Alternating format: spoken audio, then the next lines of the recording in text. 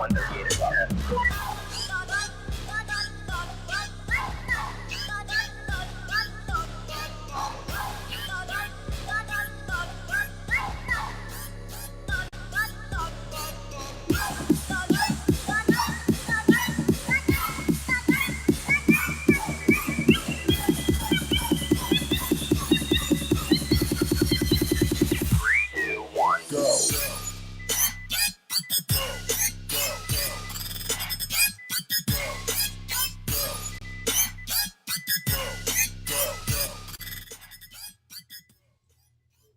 And hello, everybody. Broadcasting across Australia on Dare Media Group radio stations, this is the Sportcat Show, uncovering secret chapters, strange encounters, and the occasional technical mishap. There is always the technical mishap. Hello, everybody, and welcome to the Sportcat Show, formerly known as the Paranormal Guys. We have a great lineup tonight and a great episode, and we're going to just jump right in. Let me bring out my co-host first. Hello, Jen. How are you? I'm doing well. How are you? You're not nervous, are you? No. Why would you be nervous? Okay.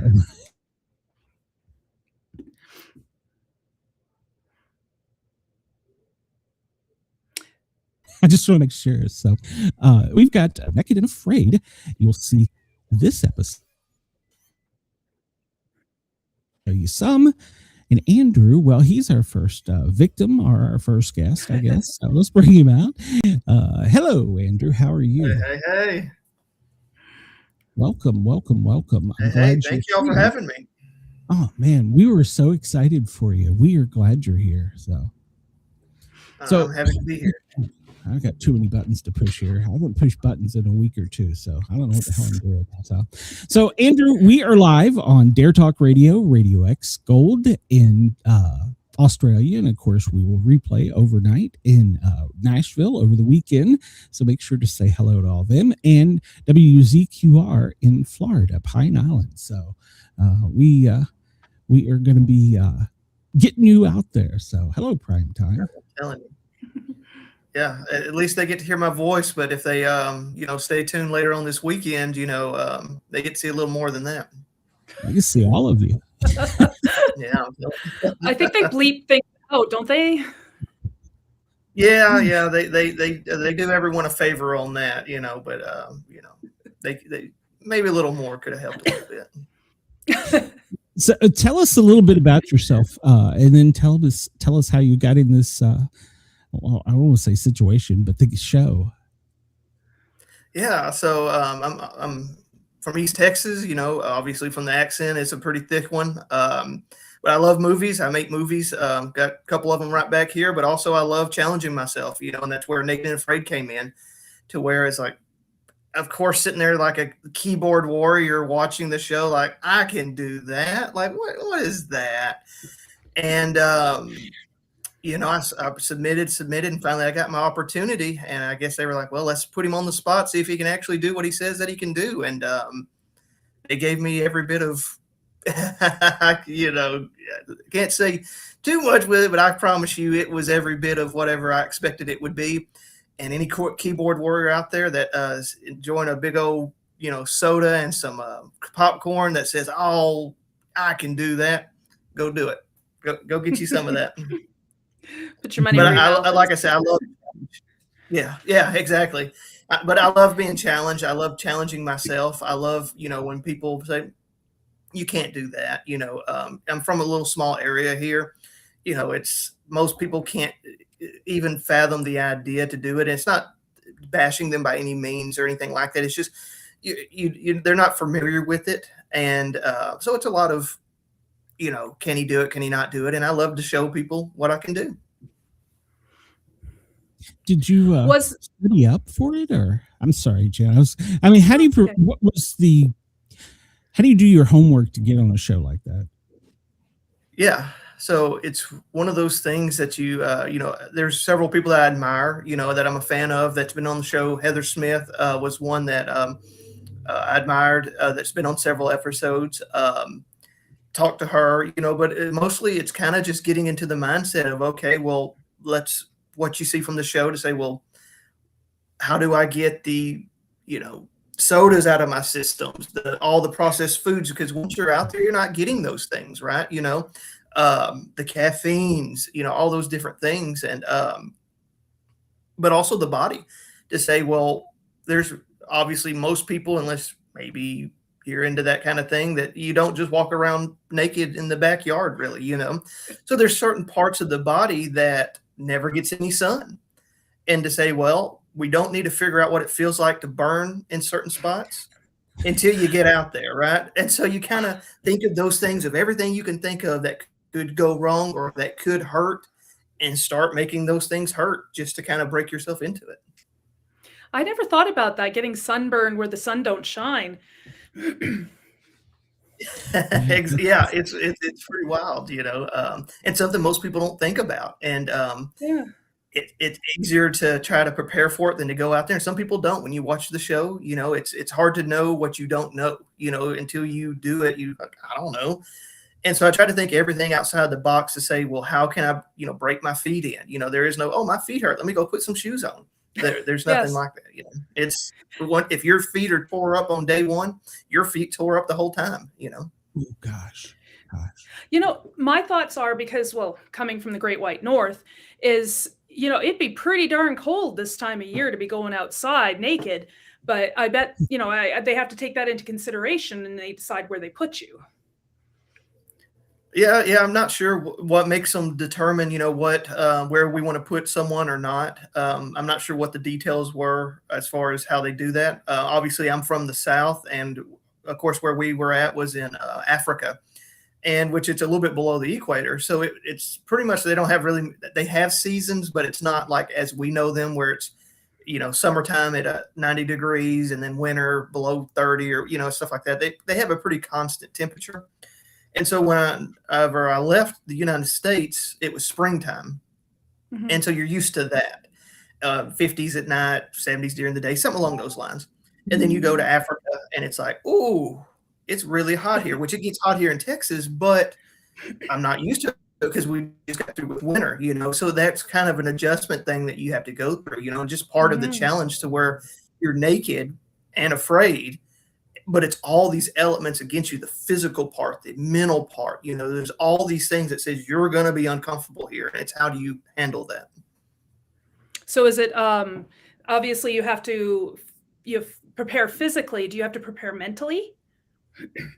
Yeah. And for me, it was just, maybe it was kind of a negative mindset for me. I just looked at it as what could go wrong will go wrong, which means also things that I can't even fathom that could go wrong, which I can't say too much, and I hope y'all get to see it, is like, I didn't expect that to happen, but it did, and it's being able to rebound off of that, and take the punches. And I look at it like life, not to the extreme of being naked and suffering like that, but you got to roll with the punches, in life, you get down and stuff like that. And on the show, there's even the greatest survivalists on the show are going to have their highs, they're going to have their lows, Mm-hmm.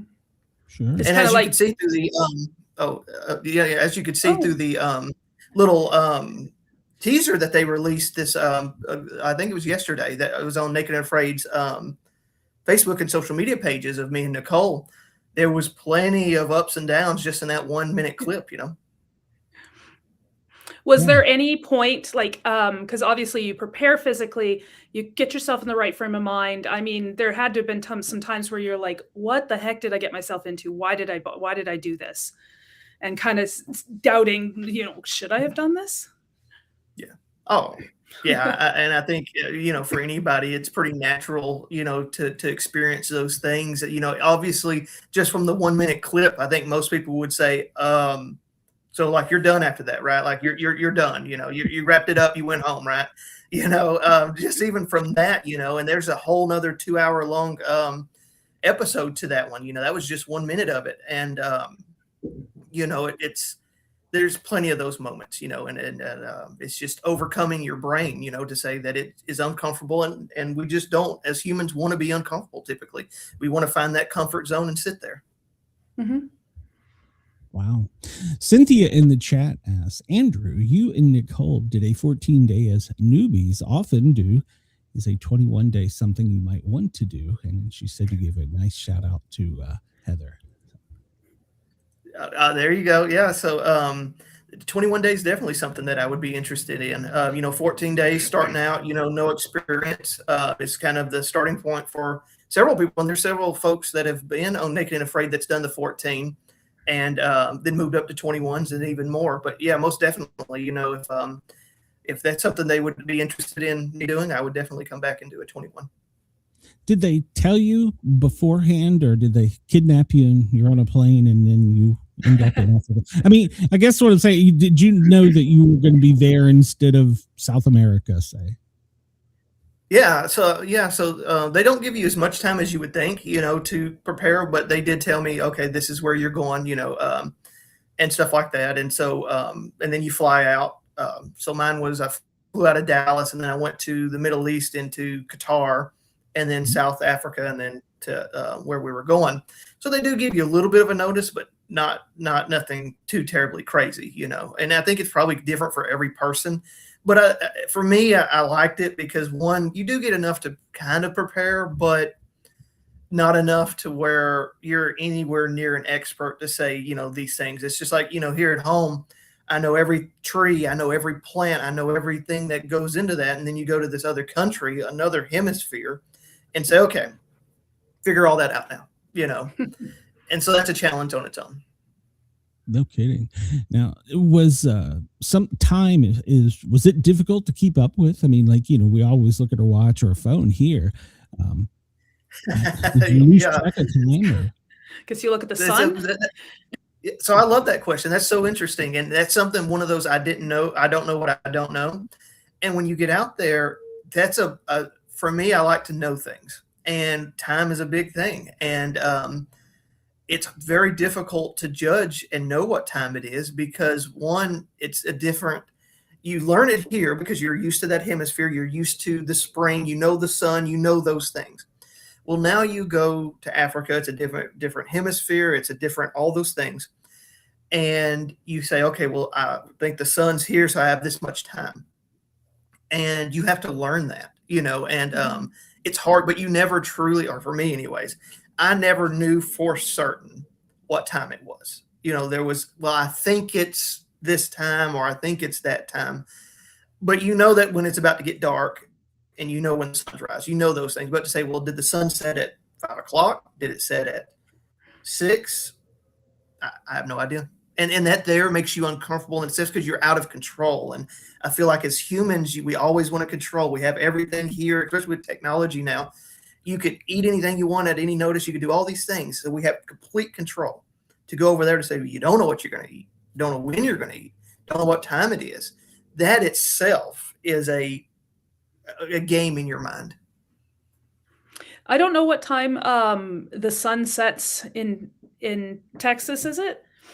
But here in the summertime, we will be bright. The sun will still be up at after 10 p.m. in the summer, in the middle of the summer. And I remember going to California when I was 17, and it blew my mind that the sun rose at close to around 7 and it set around 7. I'm like, wait, it's still early, but the sun is setting. And that's what in the wintertime, and it's completely different. So it's instead of a culture shock for you, it had to have been an environmental shock.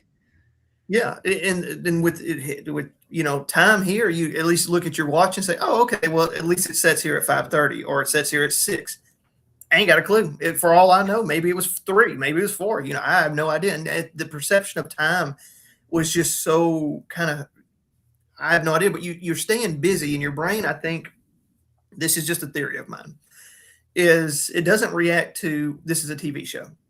The brain says, I'm starving to death. I'm dehydrated. I'm hurting. It's not sitting here. So it's all these senses are going off. It's not thinking, well, what time is it? I want to know. That's my Andrew want to have control type thing. But to try for it to figure out these times and any other things too, it was impossible, So at some point, because of all the sensory overload of the environment and all the things you have to think about and on the stuff you're going through, was there do you eventually just sort of forget that you're on TV, that there's cameras filming and stuff? Do you kind of forget that eventually?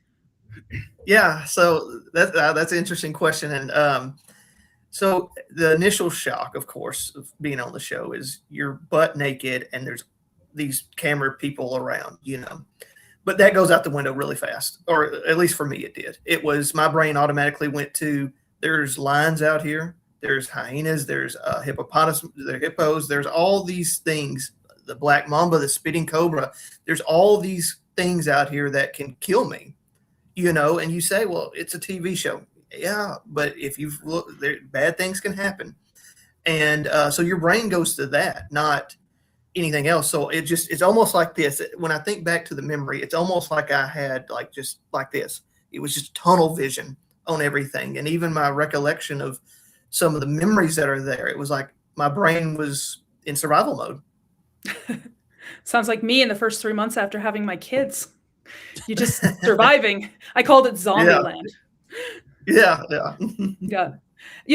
I'm thinking about all these things that you can be potentially exposed to. And I can't even imagine. You must have a shopping list of immunizations and booster shots that you had to get before you could even go.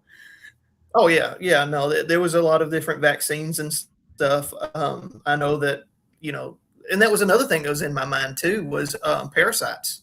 Not just the things, the big scary things, the lions, the elephants, and all those things, but the things you can't see, the parasites that are the mosquitoes carry, that what's in your water, do you actually boil it long enough? And because perception of time was off, it was like, well, did I boil that water for 5 minutes? Did I boil it for 10? So it was always kind of like, well, you second guess yourself because your room for error is so small in those survival situations to say, well, this has to be cooked all the way, or this has to be boiled, or whatever, because there's so many things that could knock you out, not just the big things.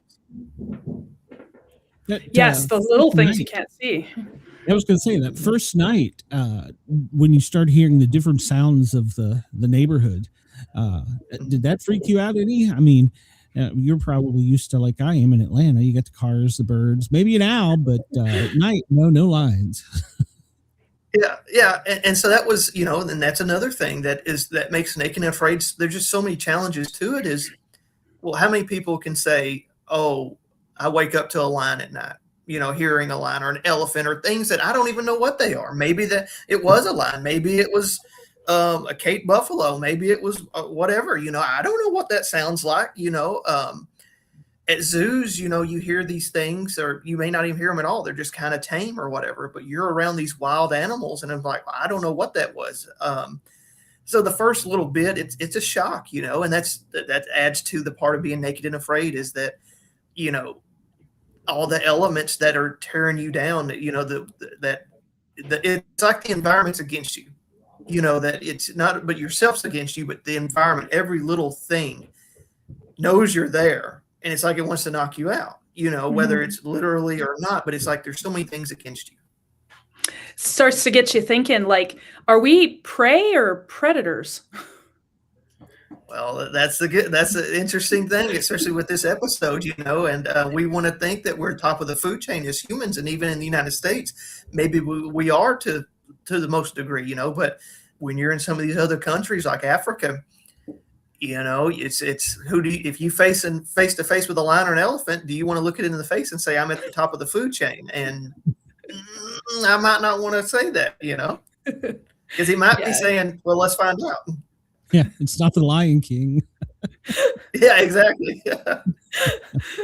Just take him out with an eraser. Cynthia says, how long did it take you to fly to Zambia? And did you have 2 or 3 days to recuperate before starting the actual challenge?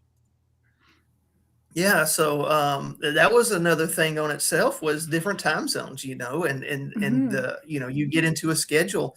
Obviously, it's different times here in Africa versus there, but it took me several days to get there, and that was another thing that was so weird about flying was, I may be wrong, and y'all correct me. It's either I went backwards in time getting there, or I went forward in time. I can't remember how it worked, but I thought it was so weird. I'm like, so I'm behind them or I'm ahead of them? I can't remember, because I was there. It was during Easter, and that was a really interesting thing. Was you have Easter, you have Passover, and I'm in Qatar, and you're seeing all these different cultures in this airport.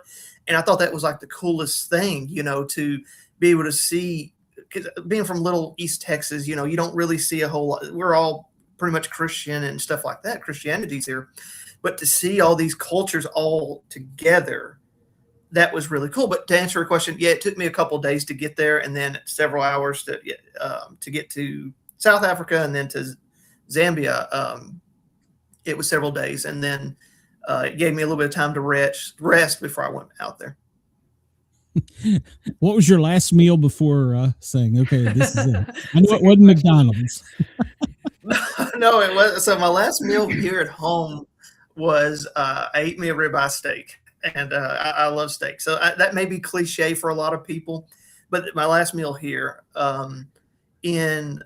before the challenge, I honestly can't remember what it was. Like I said, there's certain things that are my memory's kind of skewed on as far as details, and I wrote them down to try to help me remember them before we got out, but I can't remember what they fed me right before. I know I was very pumped, and I did not eat much, and I thought, well, this might get me, but there was just something in me that I was just so amped, and just the environment around me, I didn't really have much of an appetite beforehand.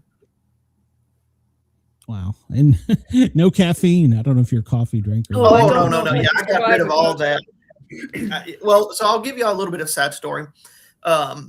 So one of the things I'm very grateful for Naked and Afraid for this, and not many people know about this, but a lot of people are about to. So I'd been on antidepressants most of my life, and that was something that I knew, well, I probably need to work off of to go on Naked and Afraid, because I wasn't sure, okay, would they let me take my medication or not? And I was like, well, even if they would, I wasn't even going to ask. I'm going to work on getting off of it. And that was something that I was able to accomplish, that over 20 years of being on medication, that I was able to battle off and get off of the medication. And now I've been off for a year. So I'm very grateful for that. That was one of the things that I gave up to make sure to give myself the best opportunity to succeed out there. But one, it was a personal battle that I wanted to win with, not just the caffeines and the fast food and stuff like that. That's interesting. And what a like sink or swim type of situation to go off of it too. Oh yeah. Well, and I'm real big on the mindset and healing the body and the mind. And so I put in a lot of work to do that, and I slowly worked my way off. And I finally got to the point, well, to make it on Naked and Afraid, to be able to give myself the best opportunity to succeed out there, this is the final jump to do it. And I was able to succeed. So I'm very grateful for that. Yeah, that right there is brave. I mean, a lot of people are, I don't want to say addicted, but it's hard to, once you've used them as a crutch. So that's, yeah. For me, it was, I wouldn't call it addicted. Yeah, for me, it was definitely a crutch, but it was kind of a dependent at the very least. I was very dependent on them, and my mind was like, we can't live without this, and that's just part of building that. If you could do such a thing like that and control the brain to say, I can do this, you can try to do everything, and that was something that really built me up for Naked and Afraid. No, that's pretty admirable. Yeah. So yeah, like Glenn said, there's not a lot of people who have the strength to do that. Yeah. Going in, you probably had an idea or some sort of mind, like mental image of what it would be like. What was it completely different than what you imagined, or was it pretty close? Yeah, it's nothing you can imagine. And I said it a lot on when I was out there in my mindset, and even now, like, you don't know what you don't know. And it's like we talk about what we think we know and what it would be like to live this life, where it's like, oh, imagine being a billionaire. Well, you can't truly, because you never felt it. You've never felt it.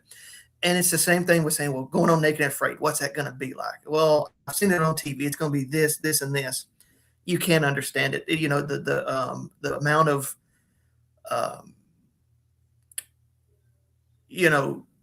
I'll say suffering, the amount of things you have to endure to be able to do that is like, you can't comprehend it. How many people how can you experience something that you've never done, whether it's your feet hurting or your starvation or dehydration or anything that someone goes into that experiences on the show, until you experience those things, you'll never be able to comprehend it. So getting ready for it and to say, oh, this is what I think it's going to be. Sure. I thought of that, but no, it was not what I thought it would be. It was one, very fulfilling. I did not know that it was going to feel this good to go on it, but also any of the trials and tribulations that went along with it. I didn't expect those either. Do you feel like you grew as a person through this experience? Oh, absolutely. Yeah, absolutely. It's one of those things that, I try to, control the ego. Part of me feels like I just did something that, let's just say, I don't know the numbers, but let's just say 99% of Americans can't do. Maybe even 99% of the world's population can't do. And to say that I worked that hard to do that and to in my opinion, succeed at it, not to give away spoilers, but in my opinion, to be able to succeed in it, it makes me very proud, but also I don't want to ever be arrogant to, have those type of emotions come off as an arrogant person. Not to say that most people on Naked and Afraid that I've met aren't arrogant. They're overall seem like very good people overall that control those things. And I never want to be someone that's like, oh, he's just a butthead, because he thinks he did this, and this. And yeah, I don't ever want to be that person. It's like a fine line between arrogance and confidence. Yeah, exactly. Because sometimes confidence can come off as arrogance depending on the person, but also it can also be molded into being confident turns into arrogance. Were you an outdoorsman before this? Did you camp, hunt, fish, anything? Yeah. So I've always, I'm more of a hiker. I love going for walks in the woods and exploring and stuff like that. I remember when I was a little boy with my dad, we would walk way back into the woods, which it was now as an adult, I walk the same thing and it's not as far as what I thought it was. It's still a couple miles. But when I was a kid, I was like, man, we got to be close to Colorado by now, And so I've always loved going for those walks. And then even my grandfather, my pop, we'd always go fishing in this little old flat bottom aluminum boat, and so the outdoors has always been fun. Now, as far as like I don't consider myself necessarily a survivalist, so to say. I consider it more of I've loved challenges, and whatever those challenges presents to me, whether that is surviving, I'll do that, but I've always enjoyed the outdoors, but also that's just kind of a way of life around here. We're just in such a small area, wooded area, that even just getting out of your house, you're kind of, to some people's standards, you're in the woods. Yeah. And when, let's see, how do I want to word this so that we don't get in trouble? As you were going through the show and realizing I've made it through one day, I've made it through 2 days, how did you keep the energy up to keep going? I know, aside from the fact that you need food, water, and all that, how did you push yourself? Yeah. So, and that was tough, and it was, for me, every day was different as far as where do you find the motivation to get up, keep going, and to do it, because obviously you're uncomfortable. Even the people to the keyboard warriors out there that says they got it easy. And I'm not trying to insult anyone that has said that, but we've all seen the comments. Even there, that they're not in a soft, cushy bed. They're not in those, and the brain's automatically saying, "Dude, why we got to do this? Why are we doing this? And so I think it's a natural thing to do it, and so each day is different as far as why you get up, why you keep going, and how to do those things. Yeah. Was there? No, I was going to say, go ahead, Jen. No, I didn't have another question. I was going to say, what was was there any skills that you were able to bring from your life forward to kind of help you? And did that knowledge surprise you? Well, for me, it was more of, I always thought I could do it. I feel like I can pretty much do anything. If someone gave me the right opportunity in life, no matter what it is, to be able to figure it out and do it. And it's not to say that, oh, I'm overly intelligent. It's just, I don't know. It's just, I just figure it out. And when I was out there, there were certain things I'm like, well, I may lack in this or I may lack in that. But part of me was the resilience to say, I'm going to figure it out. I don't know how I'm going to do it right now, but I'm going to be able to figure it out. And that was a big thing. And one of the thoughts that I had, I was like, well, people used to live this way to some degree. Yeah. And they seem to make it just fine, right? So it's, if they can figure it out without the intelligence of, well, this is, exactly why fire is created, or this is exactly why fish spawn here, or this is why they do that. They had no knowledge of why that was. And because I do, it's like, well, I can figure that out. Now that doesn't come without the obstacles. And, you'll be able to see even the show this Sunday, that what you think may not always work there, and you see it time and time again on Naked and Afraid, where they're like, I do this all the time at home. I always do this. It always works, but it's not working here. There are so many elements, whether the humidity's different, the wood's different, everything's different, but also the emotions that you're feeling. You're in a controlled environment at home. You're out there butt naked, the sun on your bare butt, bugs already swarming you, gnats, whatever it is. So you're not as in your environment, and just the littlest things can keep you from making fire easy or catching fish or whatever it is that you're trying to do. How yeah, because it started as soon as you start getting frustrated, like if it when I'm at home and I'm trying to do something and I get frustrated, it's like, forget it, I can't do it. I can't even imagine, like, you have to control your emotions and figure these out, and it's not necessarily for comfort, it's for survival. Yeah, and that's, picture that, as people at home, talking about, oh, he's getting angry or he's getting frustrated. He needs to control his emotions, or she, or whoever.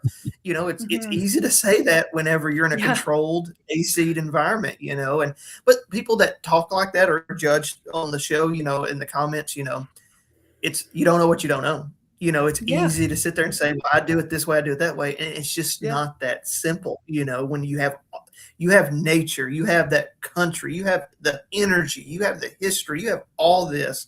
It feels like against you, and you're like, what is going on? What? It's almost like a supernatural thing that just says, it ain't gonna be that easy. And it never is. It rarely is that easy. When you're watching the show, it's rarely that easy. The only thing I can equate it to is going from having no kids to having kids, and all of a sudden your life changes, your perspective changes, your mindset changes. You can't sleep. Heaven forbid you go to the bathroom. It's like you can't do anything because you've got this obligation, and you're responsible for keeping this person alive. That's the closest thing that I can equate your experience to, but I can't even imagine what you went through. Yeah. No, it's, and everybody, and that's exactly how I was thinking was, to say, well, what's the hardest thing I've ever had? What's the most painful thing? And I tried to just run these things through my mind, to say, well, we made it through those, or this is how we did it. But even still, there's just nothing that, other than doing it, that can ever correlate to that. It's just, there's things, everybody has their own experiences on things to say, well, maybe it's like this, or maybe, I promise you, it's one of those things that I wish, to be honest, I wish everybody could experience, to be honest with you. I wish maybe it's like a high school class or something that's everybody says, okay, well, you're with clothes on, or at the very least, but y'all going to go out there and you're going to go through this. But it gives you a new perspective of life. And it's like I said, I wish I could plug y'all into my brain and be able to feel and see the things that I do. And there's so many people that I've also talked to on the show that feel the same I do. And I'm like, it's amazing feeling to get a new perspective of life and the environment and things. And it's like, I feel bad for everyone else that can't feel that, like my energy's getting good right now because I feel so good, talking about it. One thing, and that's crazy to say, and I'm sorry to interrupt, but that's crazy to say because I just had the thought. I was like, Andrew, you look at the first minute and a minute video they released of y'all, and you're sitting here saying that's fulfillment. So, I can't wait for everyone to see the episode, 2-hour episode.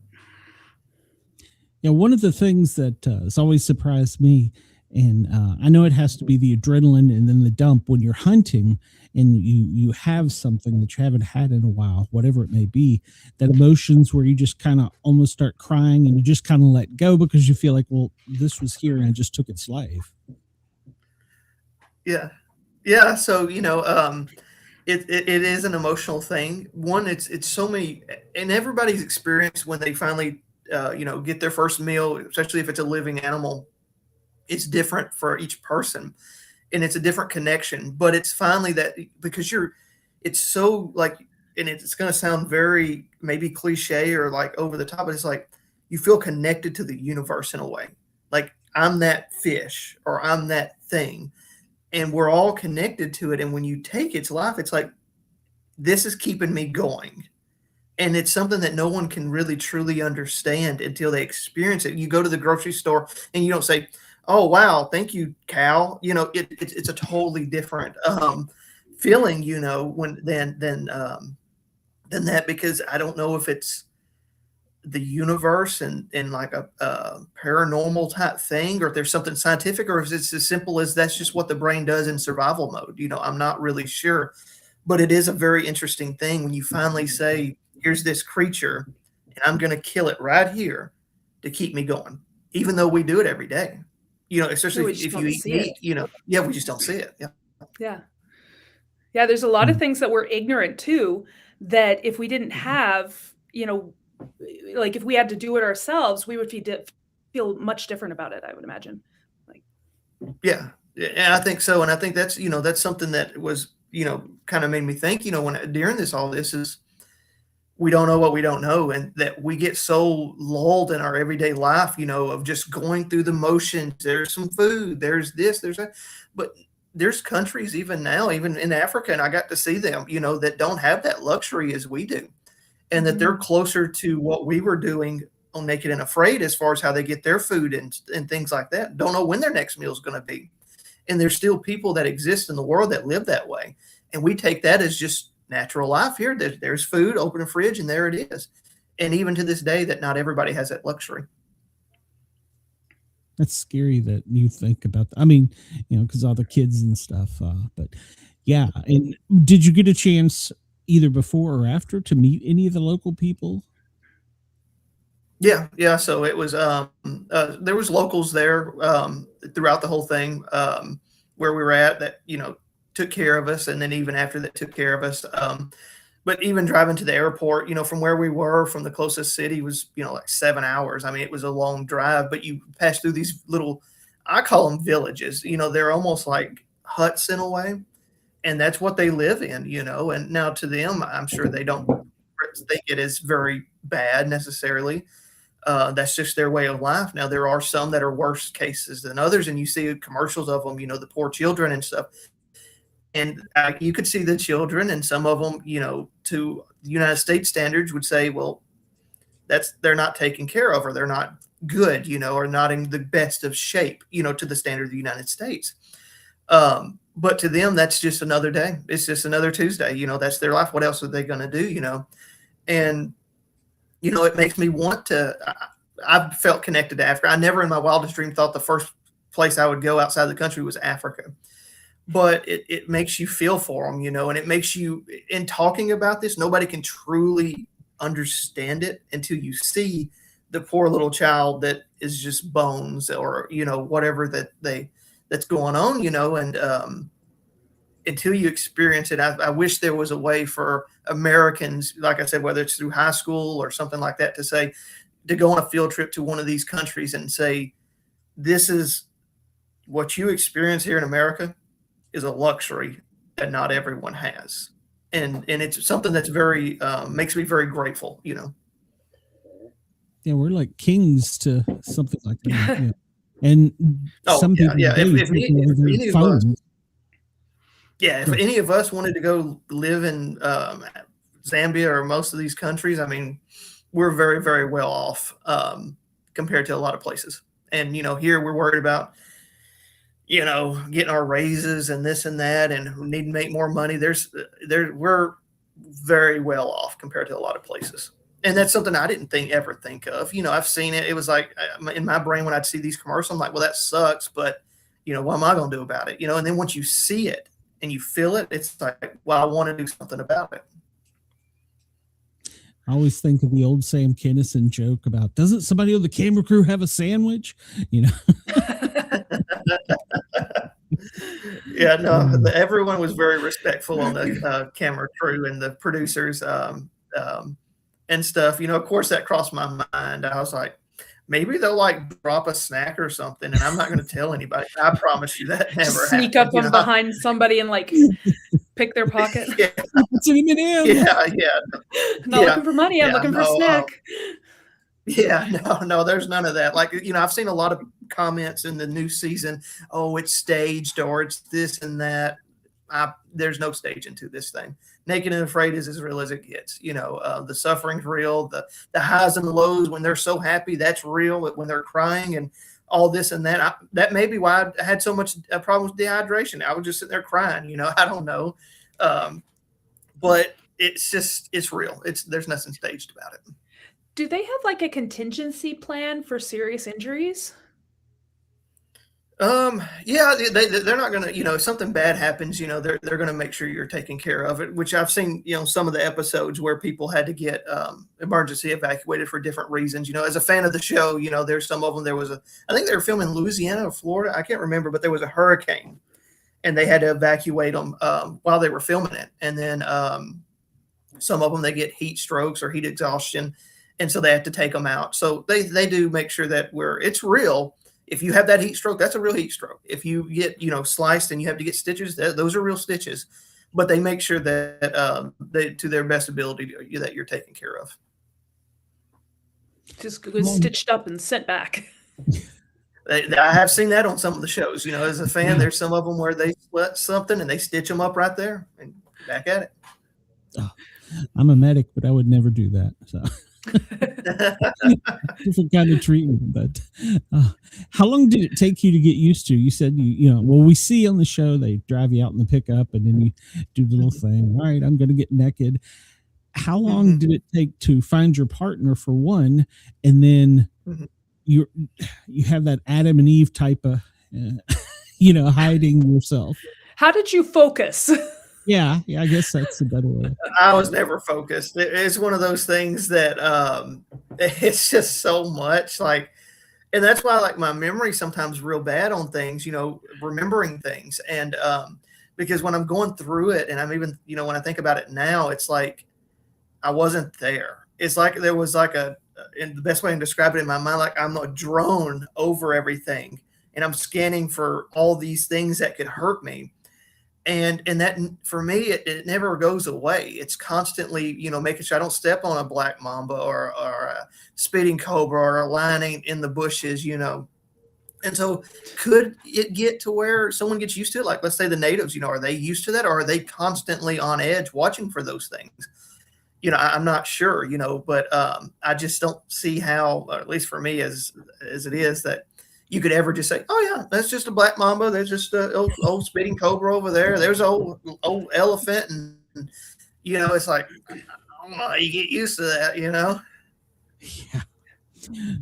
Andrew, one of the questions we always ask every guest before we let them go, because we're only allowed to keep you for an hour, is, have you ever had a paranormal experience? Ever seen a Bigfoot? Anything like that? Well, as a Christian, I'm very, I'm spiritual. And so there's always things that you think, oh, is that a demon or this and that? But I can't say for sure. But one of the things that I wanted to see, maybe if there's anybody else that had this thought, it's about UFOs. Could they be people from the future? And those are time machines. And they're not aliens as we know them. And I wanted to see, has anybody ever said that or had that thought? Because I was saying something to somebody about that the other day, and they're like, what, dude? Like, that's crazy. What, that's true, What do y'all think of that? I've thought about that, like they're trying to come back and tell us don't push the red button or, Well, see, I thought that, but maybe it's like not even that. It's almost like a zoo is to say that they come back time and they can watch us and say, look, they're actually watching history. Like we have history books and we can only read it, but they're able to come back and actually watch history. Almost like a Magic School Bus type show, except for we think they're UFOs, but it's time machines and they're coming back. Like, look at these idiots. They actually think this is healthy for them. Like back in the day, they thought heroin was going to be good for them. Look at that, Drinking radium water was healthy. Yeah. It's like, yeah, look at that. You know what I mean? If I suppose if you were in the woods naked. Yeah. They're like, look at this dude. Like, he don't have to live that way. He's naked and suffering. Texas, what are you doing down there? Well, I can imagine, Yeah, like, yeah, if we yeah. went back 100 or, like hundreds of years and stuff, what would we think of the Right. people See that that lived then? exactly. Like, let's say we had a ship and we could sit there and watch them do whatever they're doing back in the 1300s. We're Yeah. like, they're burning people, they're having the They're, witch like, things. It's like, what draining idiots, blood because they think that their blood is bad. Well, they're sick. Why are you Yeah, draining their what, blood? yeah, we would think that. We kinda would like, need what that. idiots. Yeah, it's like, it's Yes. the same thing. They're going back and they're like, look at this. Yeah. I can't imagine, like in 100 or so years, people are going to look at us and think, what were they thinking? Oh, yeah, yeah. Like, they actually thought they were intelligent back then. Yeah. Yeah. It's like Yeah. they ate peanut butter. It's so bad for, I don't know. Yeah, it could be like that. It could be because Yeah. just think back in the day, there were so many things they were for certain that it was good for them, and it turned out it was Yeah. terrible. And it's the same thing now. How many things are we for certain on? Well, I mean, that later in the future won't we? yeah, exactly. I mean, like how many things in the last couple decades have we learned, oh, you guys, when you used to do that? Well, that's bad. It's Mhm. bad to put lead paint on toys. But, Right. for how many years do we do it? Yeah, exactly. That wasn't that long ago. Yeah, I remember in school, the teachers used to smoke in a high school. We had a smokers Mhm. lounge. Doctors Yep. would even smoke. So, Yep. and now it's kind of like, ooh, they stink. Get away. yeah, exactly. So it's just, I just wonder, maybe that's what it is. But obviously, I love the supernatural. I would love to see the smoking gun of different things, and I have different theories as far as what certain things I thought about. Like ghosts. What if the ghosts aren't actually spirits, but maybe like in parallel universes, their universe slipped over, so we're able to see them for a moment. Same as somebody in our universe is seeing me here, and he's like, "Oh, I see this guy in a red shirt with a necklace on, and it's a ghost. He must have died here." And it's like, no, it's a different universe slip. So I have all these theories about things, but as far as like experiencing something that says, "Oh, he's not completely insane," there's not too much. But I would love to be able to go on a ghost hunt or something like that and see something. Yeah, and one of the things I would think, especially down where you were, that first night laying there looking up at the stars, how different it is from not only that hemisphere, but no light pollution, no noise pollution. Well, yeah, it's you see different stars because the tilt of the Earth's different. There's a good chance that sky that I've never seen before. But one of the things I had thought about was like the moon. And I'm like, there's, people back home that I love. It's like, wonder if they're looking at that moon, which it would be during the day, but sometimes how it's positioned, or the sun, if it's setting here, is it rising there? And that we're looking at the same sun, or vice versa. I thought about those things. And stuff like that. But there's so many things that I just can't even describe, the thoughts that I've had, from looking up at the stars, there's, being able to see them so clearly, but knowing that I've never seen that sky before, and I'll probably never see it again, the people and the places, the smells and things like that, it's quite an experience, and something that I'm very grateful for the producers for giving me the chance and, to be on it and doing the best that I can with it. You mentioned the smells. How long does it take before you just stink? Well, I don't know because it's like, I always thought about this. I was like, do stinky people know that they stink? Because if they know they stink, would they not want to stink? And once I got out there, it's like, either I don't stink like I think I do, or y'all are really professional. The people around me, like, for not being like, God, this guy stinks. Or I just can't smell myself, just like the stinky people can't smell themselves, or they would not be stinky, So I don't really know, to be honest. It could have been right off the bat, and they're like, God, that's like a record. He stinks in like 3 hours, or it could have been like, oh, wow, he's doing really good. It's been 48 hours, so I'm not sure.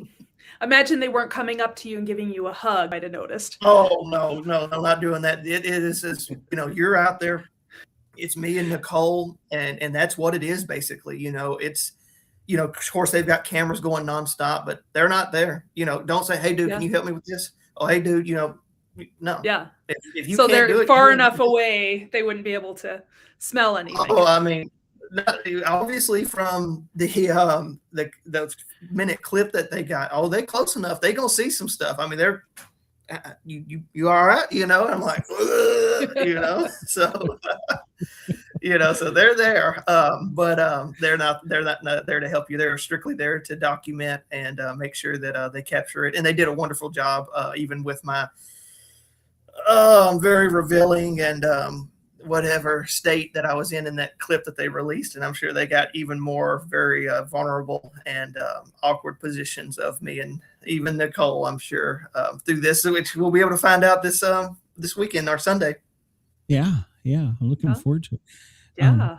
So when you got out, when you're done with everything and you were coming home, what's the first real meal you ate? So once I got home, what I was craving it so bad. I wanted, and I love, there's two things I really, really wanted. I wanted chips and salsa, and I wanted some popcorn. That was my thing. I needed it. I was like, I need it. But chips and salsa and popcorn, that's what I was gunning for. Now, did you make that eating again? Do what? I'm sorry, Andrew, I cut you. Did you have to build yourself up from eating to maybe eating a full meal? Or? Yeah, you know, it's, you know, when your body goes through, you know, those things of not eating very much or at all, you know, depending on the person's situation, not to give, you know, anything away, but, you know, every survivalist is different. But the best way I can describe when you're going out there, it's kind of like, let's say you've got a budget and you're trying to control your electric bill. So you unplug the microwave, you unplug this. I don't need that. You know, you only have the necessities plugged in. It's the same thing when you don't have much food or nutrition in your body. It says, well, what do I need? And if you have nothing in your digestive system, then you don't need your digestive system. It'll basically turn it off. And then once you finally get to where you can eat again, it has to kind of reboot itself and stuff like that. There was, you know, which is a big thing for the fan challenge, you know, because me and Nicole are big fans.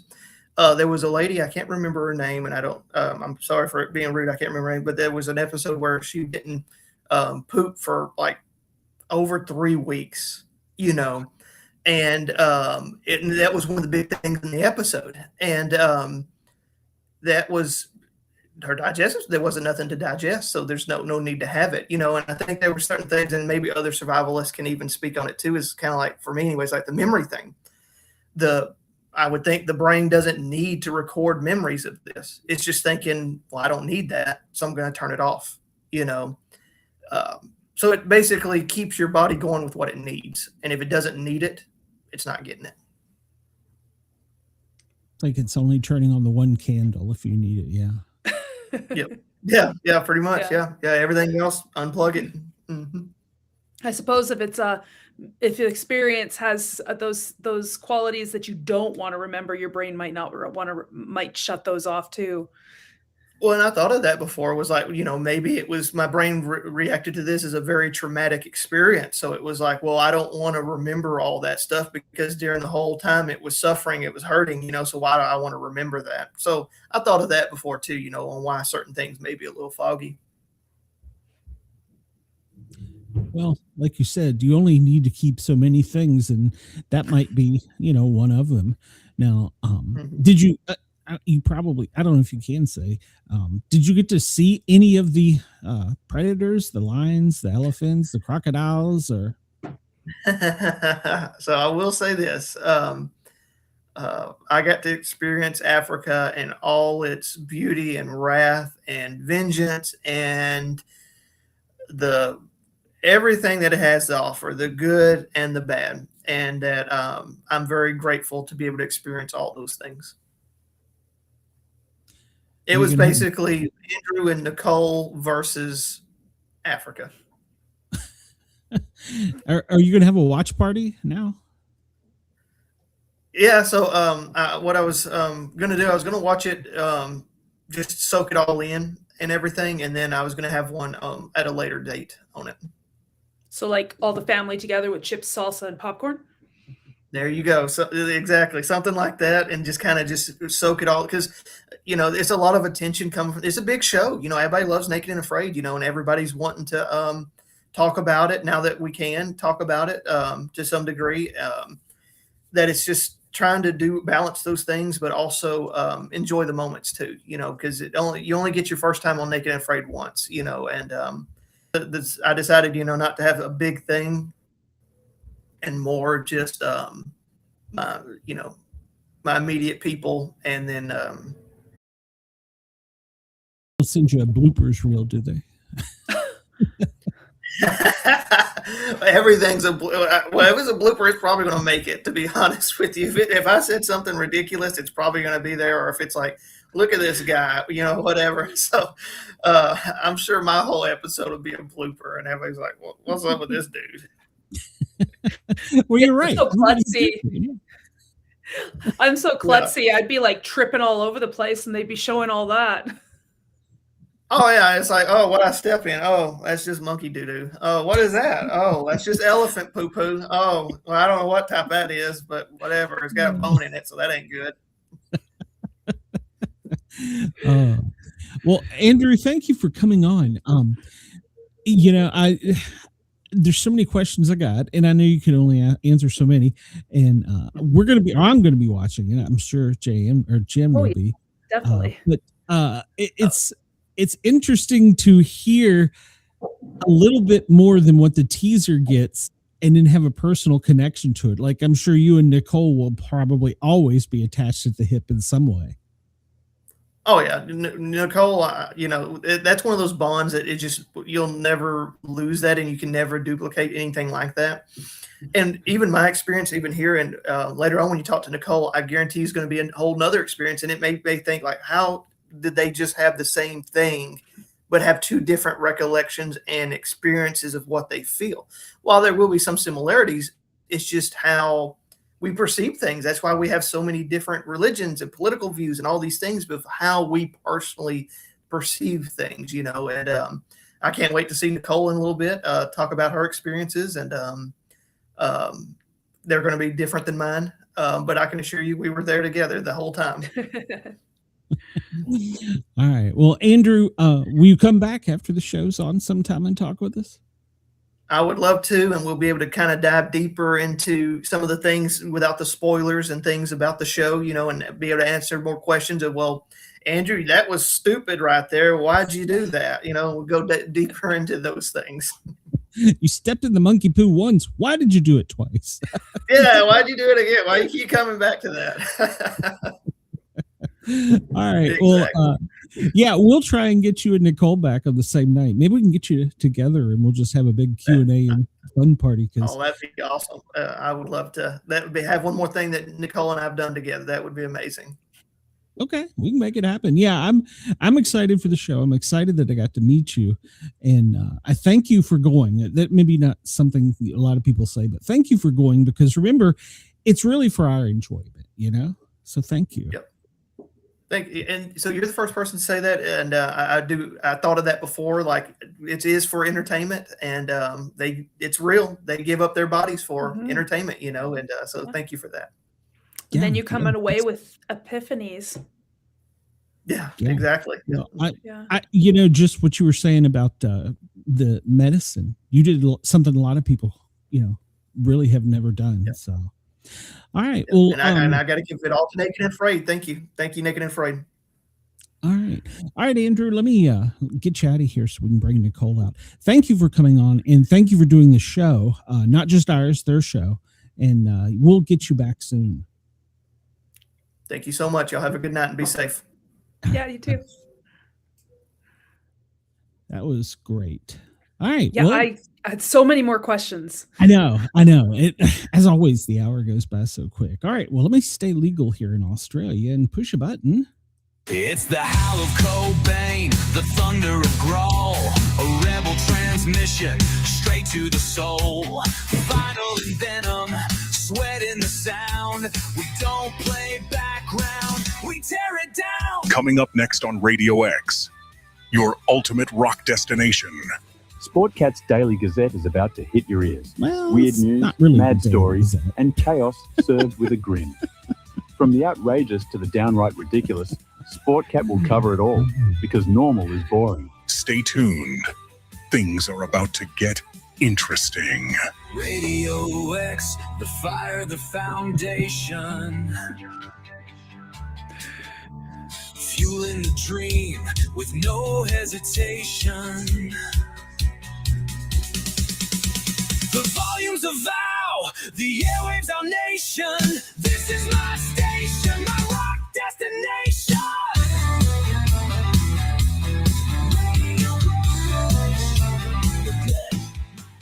And welcome back. This is not Sportcat's Daily Gazette. It's the Sportcat Show. Thank you for everybody tuning in. And please remember to come over and hit the subscription button, the thumbs up button, because we're going to be having some more contestants on reality TV shows, including Naked and Afraid. So we will have that. And as you know, we always have two guests. In case you're just tuning in, we have a second guest tonight. And she also experienced the same things, but maybe a little bit different than Andrew did. Nicole, let's bring her out here. Hello, Nicole. How are you? I'm wonderful. How are you guys? Doing great. It's past my bedtime, so you're going to get some rare form here. No, I'm excited to be here. I'm really excited to be here. Good. I hear you're a mom. Yeah. Is that true? Oh, yes. We're going to start with that. Love it. Yes. Mom of 2, I know. 13 and 11. I'm a mom of 2 as well. I hear you have boys. Boy and girl. Best of both Boy worlds. and girl. And I am okay. good. Yeah. No, I've got 2. They're 9 and 11. And my first thoughts were, part of me was thinking, man, it would be nice to be away from them for a while. But then at the same time, I'm thinking, how could I be away from them for so long? But at the same time, but then you're doing something for yourself Absolutely. as well. So it starts off like for, you're like, okay, well, I'm going to do this for my kids and for other people. But when it comes down to it, it's really for you. So as a mom, you're like, is this selfish? Is this a good thing? Like you're a mom brain. So you go through those motions and you're like, am I doing the right thing? But in the end, sneak peek, I did the right thing. Do you feel that being a mom helped you in some way? Like either mindset or drive or motivation? So as a fan of the show, as we learned from Andrew that we came on as fans, super fans, right? So seeing all the past episodes, it was kind of a trend in my mind where it's like this big military man, like works out every day, muscles, maybe only makes it to day 2, but you get the mom of 6 and she rocks it. So as a fan, like I was like, okay, there has to be something here, right? And I just think we're built a little bit different because we have to be in our mind all the time and care for others at the same time. So yes, I definitely think it prepared me for this challenge for sure. Yeah. I can't say I would be prepared. I mean, I have 2 boys as well that are very busy boys, but even like the thought of just being in the middle of nowhere naked on television. Absolutely. Yeah. And I mean, a lot of this show started because of my daughter. It was kind of something that we connected with. And my daughter is definitely a tomboy. So like she's out there, if it doesn't matter if it's poisonous or not. If it's a snake, she's picking it up. If it's a spider, she's picking it up. But if you step on it, she'll cry. So, you got to care and love the animals. But it started for my family at first, and it brought us together. And the show did that. And we were able to kind of practice together, build traps together. And then it just got really carried away until I went to Africa. Yeah. And now you're like, I have stories that, you're not going to experience. Exactly. But, at the end of the day, as a mom, you want your kids to wake up one day and look at you and just be really proud of your mom. I look up to my mom, and I hope one day they can look at this as crazy as they think it is. I hope one day it can inspire them and many other children around to just do what you have to do no matter the cost. Yeah, Kudos to you. That was going to be one of my questions as a parent. Oh, Do you I'm ever sorry. want to tell no, you're good. As a parent, you always say, "Gosh, I hope they don't make the same mistakes I do." Is that you would say, "Gosh, I hope they don't do something like this." True. Well, there's a lot of those before Africa. As a kid, I was not the best kid. So I'm like, please don't be that. But let's fast forward to this part of my life, right? No, really going out there was absolutely life-changing. You're going to find out on Sunday if I made it or not, but I'm a strong-willed person in my mind. And when I put my mind to something, I'm gonna put my all into it. And if I don't make it or if I don't succeed, I'm still going to walk away from it very proud, standing tall. And I just really hope that can kind of shed to my children. Like, we're not always going to make things happen. We're not always going to predict the future. It may not work the way we want, but it's how you pivot and how you overcome those obstacles. And I really think that's the bigger picture of this challenge for my kids. You sound like you went into it more of like a challenge than, I don't want to call it a game, but it is a reality show, but you look at it through a screen. We look at it different. To us, it's almost like a game, but Right. You looked at it like a challenge, like, okay. And so did you set goals during the show? Like, draw a line in the sand. I made 1 day, made 2 days, I made 3 days, or did it all run together? Absolutely. Yes. I have always, since the day I first started watching the show, I really, truly believed that it was 90% mental, 10% skill.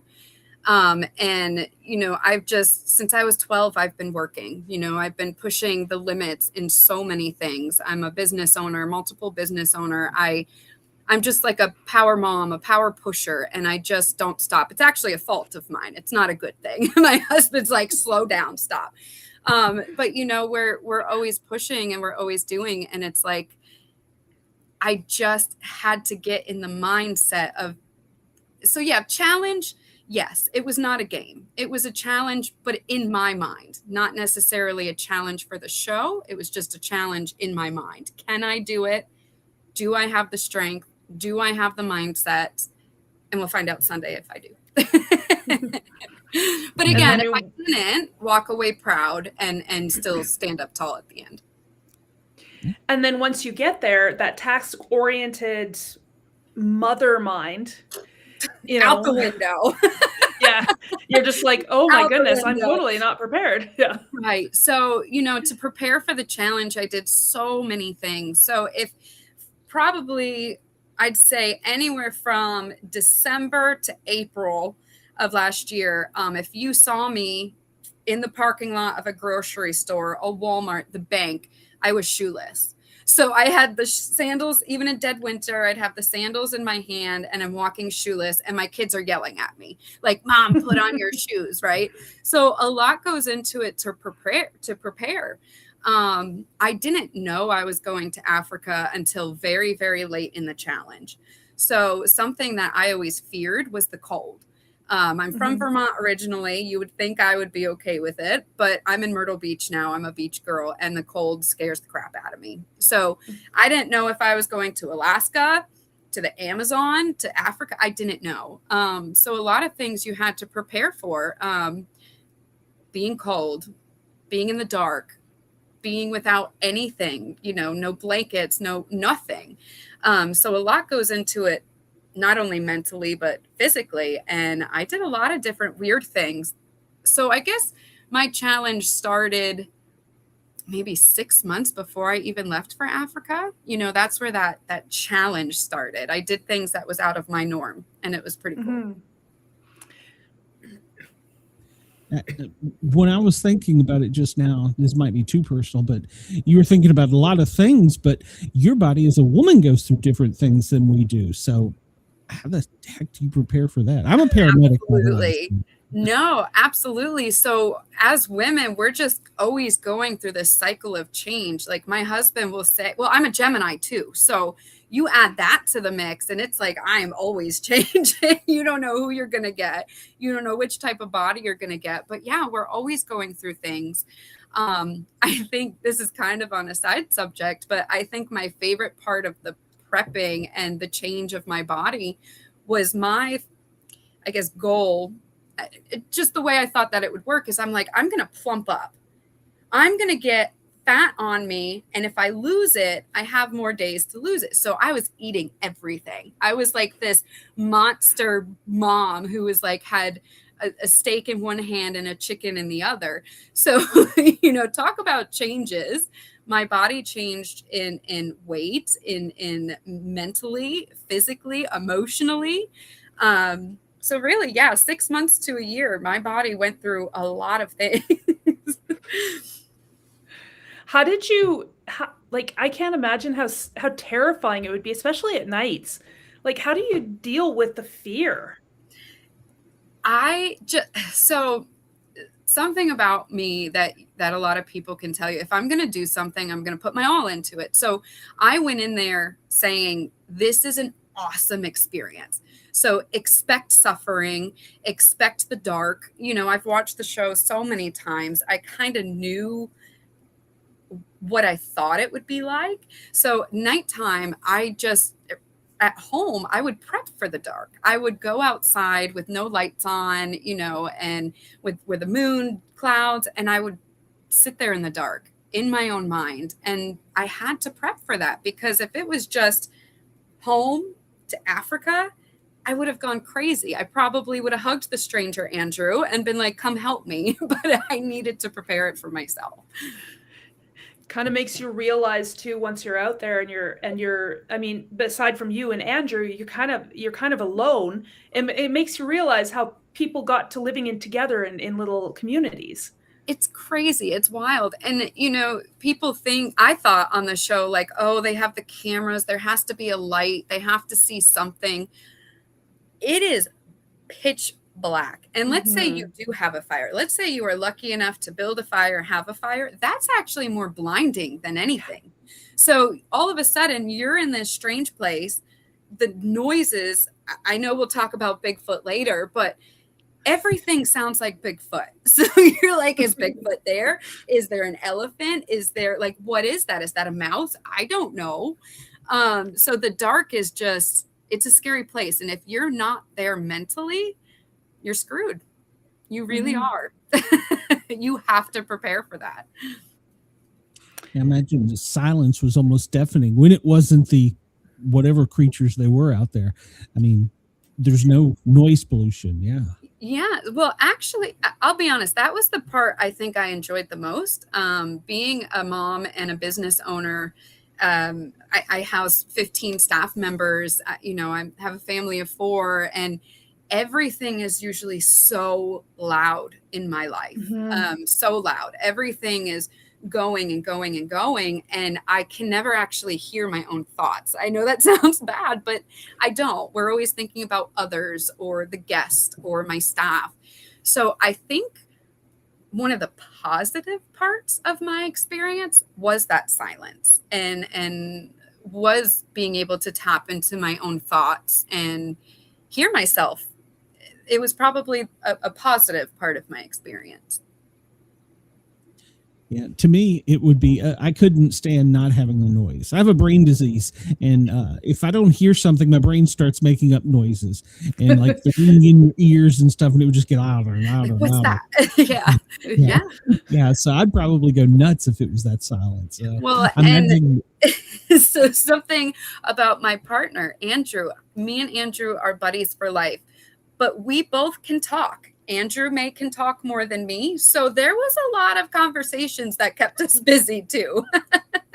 I wasn't out there completely alone, and we had conversations that I will never forget. And they were wild. They went places. Yeah. They drop you two off in different places, right? And you have to go. So once you were already alone and then you found your person, how long did it get you to feel like that was your person? I'll be dead honest. So I'm a hugger. It's just in my nature, and I'm glad he was too. But you've seen the show, so you're like, do you hug them? Do you shake hands? Like, what do you do? And you'll see on the show kind of the reaction, but I really felt an instant connection with Andrew. I don't know if he can say the same. I'm sure he can, because I don't think I would have felt that strong of a connection that quickly if he didn't feel that same way. But I think just to have like-minded people in such a crazy, chaotic experiment, because that's really what it is. It's an experiment. But to be like, okay, you're as crazy as me. We're doing this. Let's partner up and figure this out. Or we don't. I don't know. You'll find out. Yeah. Like yeah, that's right. Because you guys, you're both there because you chose to be there. Yes. That makes sense. Yeah. I hadn't thought about that. It's like, it would be different. Yeah. It would be different if you were said, no, you're going to do this. Go, Absolutely. Yeah. And, and you're just out in the middle of this foreign place, and you just got dropped off a few days ago, and you're trying to acclimate to the weather and the noises, and now, mind you, you're naked for the first time. So you're like, and I'm not a nudist, I'm comfortable with myself, but it's definitely not a pastime activity, so you're just like, okay, yeah, this person's crazy. I know my boundaries. I know my respect. So I know I'm good in that realm. But yeah, if he's as crazy as me, let's partner up. Let's do this. Let's go. Definitely be interesting. It's interesting. That's the great word to put. Yes. Like you said, you all will have stories that no one else will ever know about. So it is a bond. And he spoke highly of you. He told us that you would probably feel the same in a lot of ways, and in other ways you would almost feel different because, well, you're two different people for one, but when you come back and you decompress, that's when you kind of start letting everything sink in. Or I'm assuming, is that kind of how it was?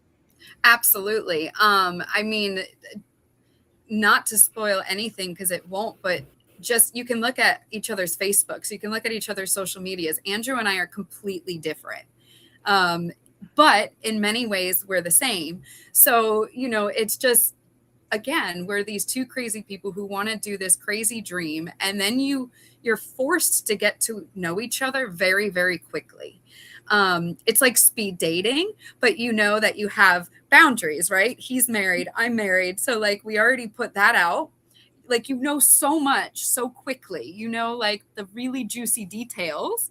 And it's like, bam, let's do this. It's just wild. It's wild how it happens. The quickest date I've ever been through. Let's just say that. Was it easy to once you had a mission, like you have to survive, was the teamwork just you melded together, or did you guys have conflicts of interest? So I can't spoil too much, but I will say, that's okay. No, that's fine. I will say that I went in there saying, I am going to make whatever happens work.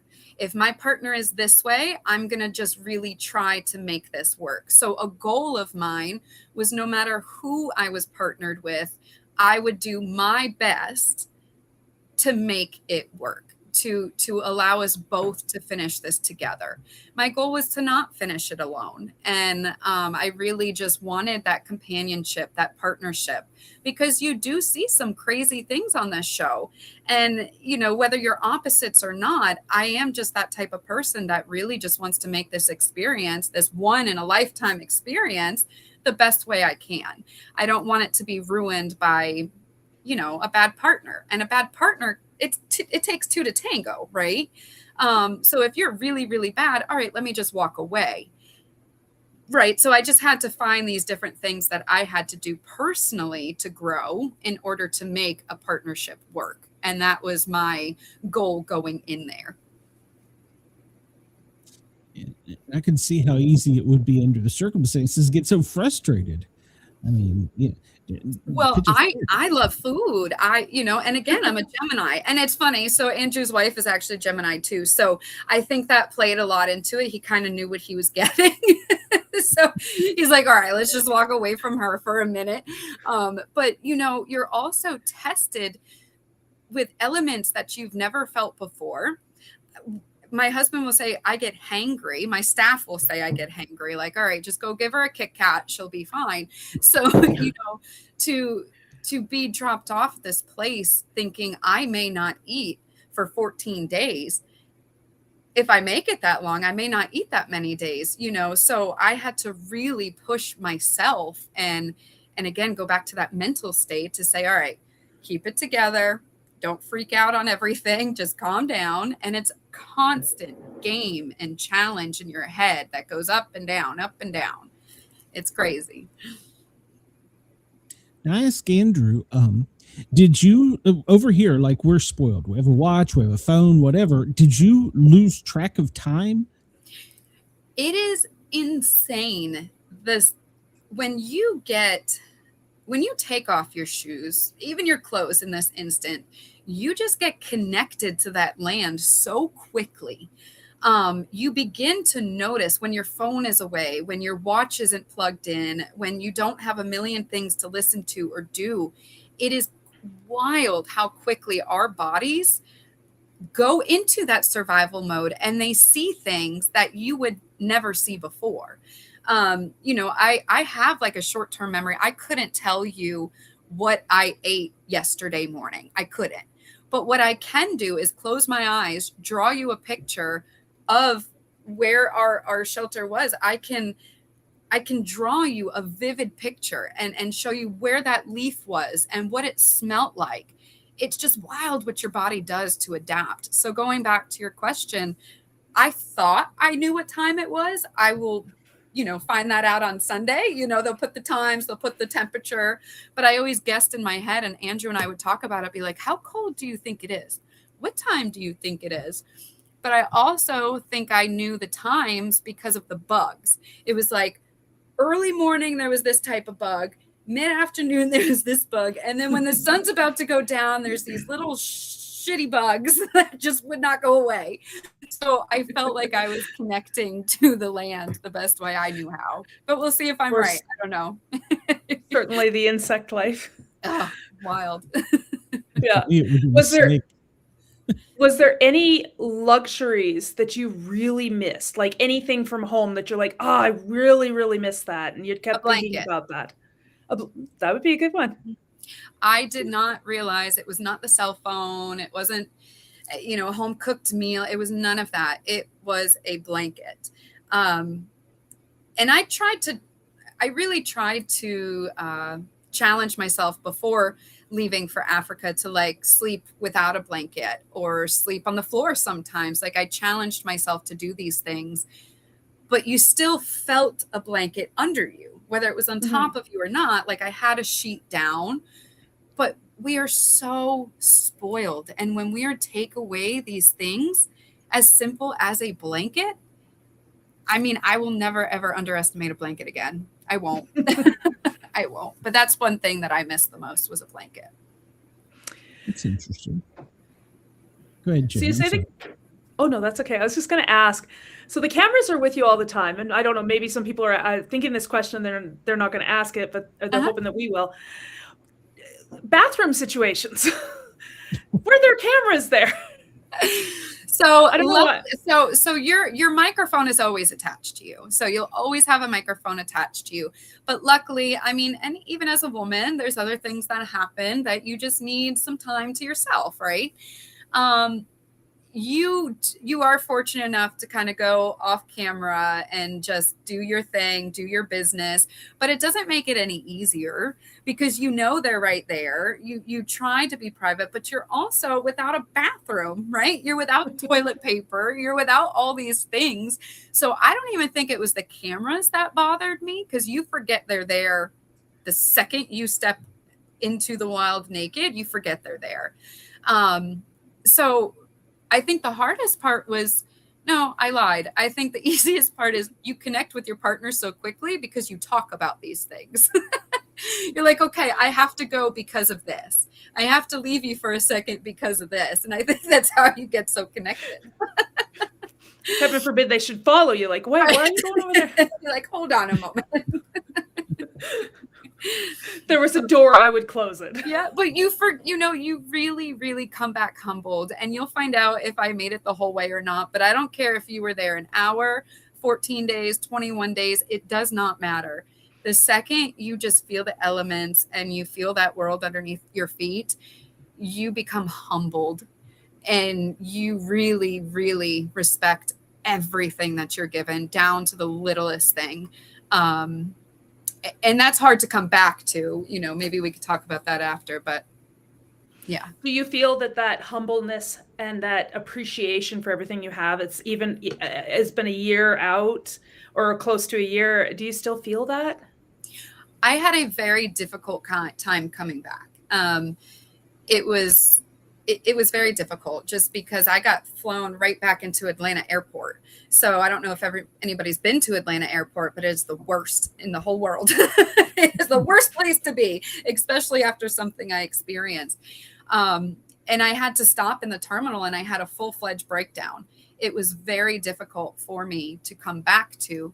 And after my challenge, or after this show is aired, my goal is to kind of share more insight on the mental part before, during, and after of being on this show, because it is so much more than the hour or 2 hours that you're seeing. And yeah, we're a year out, and I am still I say screwed up. I'm still screwed up from it. Some really, really good ways, and some I could work on. But all in all, best experience of my life, really. It's good to hear, considering just from watching everybody else, of course, we don't know what your suffering was, but from the other shows we've watched, and I've been like, good Lord, how did they do that? Oh, it's terrible. And then sunburn. I was like, the sun don't shine there. How does that? I think the best way I can put it is it's like having kids. You forget that pain, you forget that suffering, and you love your children after so much. I guess that's the best way I can put it. You forget that pain, and then out comes this amazing thing and this amazing experience that you can just love and cherish forever. Would you do it again? Absolutely. Absolutely. In a heartbeat. I guess that's why we have kids again too, right? Yes, they trick you. They're like, oh, this is good, do it again. And then you're out there, or you have another, and you're like, what the F did I just do? Yes, because they're completely different. And if, I'm like, with children, they're completely different. And if you had if you did something like this again, your experiences might be completely different, and they would shape you in a different way. Absolutely. And that's something Andrew and I talked about a lot, is everything was our firsts, right? So, we talked about if we did this again, I say when, because I put it out in the universe. So when I do this again, is it going to be the same? Am I going to feel the same? Because firsts are firsts, and you can't take that away. So you go do this crazy experience again, it's not going to be the same partner. It's not going to be the same place. And is it going to be as amazing as I'm saying and sitting here right now? Yeah. I don't know. What if I put you in like Antarctica or somewhere cold? Good Lord. Yeah, I probably should take back I'm scared of the cold. I love the cold. It's great. Don't. And then you get to worry about the polar bears. Start doing Naked and Afraid Canadian edition. Yeah. Oh, so Wes Harper is one of my mentors, and he actually we talked a lot before the show, even before I even began to want to be on the show, because he had a business, he had a family, and I just felt connected to that. Well, I've rewatched his episode for like the third time of Naked and Afraid Frozen. And I messaged him. I was like, it's 40 degrees in South Carolina. How did you do that? Like, what, are you crazy? But it's what we do. And we have a big screw loose somewhere up here because we keep going back for more. I don't know why. What was, I asked Andrew this, what was your last meal before you went out? So again, my plumping stage, I was just like eating everything. So to be quite honest, I could not even tell you, but I know it was in the airport and I know it was like several things. I ordered, I was lucky enough to have like American Airlines. So I was in like the cool little fancy place in the airport. And I'm like, can I have some of this and this and this? And I ate it all. And I couldn't even tell you what it was, but it was fantastic. What was your first thing you ate when you came back? Oh, I wanted chicken, mashed potatoes, and steak. Like chicken and steak. That's my thing. Maybe throw some pasta in there. But my husband was kind enough to have a really great meal for me when I got home. And yeah, it was fantastic. So I find it interesting that you and Andrew both, neither one of you can remember the last thing you ate before you left, but you have a better idea of what you ate when you came back. That is funny. That is funny. I was watching him before, and yeah, you're right. He didn't remember either. It's wild. I think you just have so many things that you're thinking about and you're preparing for, you're nervous about. And yeah, I'd be interested if I remember, if I ever go back again, if I remember what my last meal will be. Or maybe it's you have a new appreciation for the things when you come back, and then it's more memorable. Absolutely. And I do know, just by looking back at some of the episodes, the littlest thing, whether it's a cricket or a mealworm, you know, they take one bite and they savor it. Right? You see that on the show or their first sip of monkey poo water, they drink it and they're like, oh, this is delicious. And you're sitting on your couch like, what is this? Why are you doing that? Why are you drinking that? But you really, when you take everything away, you become appreciative of any little thing. You really, really do. And I wish everybody could experience that. I really do. It was the same thing he said. Is it? Yeah. Oh, that's funny. It's, I guess it would almost be like waitressing. You know, I always say everybody should be a waitress at some point, just so they understand the hospitality world and dealing with people. So to me, it's kind of similar to that. I say the same thing about cashiering. Yes. Everybody should be a cashier at some point in their life so they can be humbled. So they can be humbled and just be nice. Please be nice. Yeah, it's hard to do. So, yeah, I was one thing when you were talking about that and thinking with Andrew, I've had several athletes and competitors on, and one thing one of the boxers told me, she said, I think everybody needs to get punched in the face once. So I find it odd that it's almost the same thing, but it's that competitive spirit. You wished everybody could do it. So. Absolutely. And some people watching or some people who watch the show are like, I would never do that. Right. They don't even think that. And I'm like, do it, try it. Yes. Well, and then there's people that will watch, and they'll be judging what you're doing, but they're not in that situation. You know, like, what did Andrew call them? Keyboard warriors. Yeah. It's really easy to judge somebody outside looking in than it is to actually be there and try to make that decision. Absolutely. And I'll be honest, I did that, you know, even watching the show as a fan. Well, why'd you do that? And why'd you do this? And it's funny. I can say this because the clip just came out, but day one, Andrew and I are bent over getting sick on day one. And it may be karma. Yeah, it may be. I sorry, Andrew. I think it might be karma that I put out in the past, but I was the one sitting on the couch eating popcorn with my blanket. And I'm like, why is she getting sick? Why is he sick on the first day? They're never going to make it. And there I am, bent over, Africa bush. But you just don't know until you're out there. And I think it goes back to why I wish everybody could do it, because I myself needed that. I needed that wake-up call, that go back to the basics, right? Don't judge a book by its cover. Mm-hmm. Yeah, absolutely. That's so true. Mm-hmm. I can't think of a better way of putting it than you wish everybody could do it. And then when you were done, though, and it was finally, you and Andrew had parted ways. He's going on one airplane and you're going on another. Was it like a big weight left you, or did you have the more energy? Oh, I think it depends on the second. Again, you just went through war, and I don't care, again, if I made it for a day or made it for 14, it is still all the same. It is a hardship, and you go through so much. I don't think anybody can come out of that experience being completely whole and completely stable.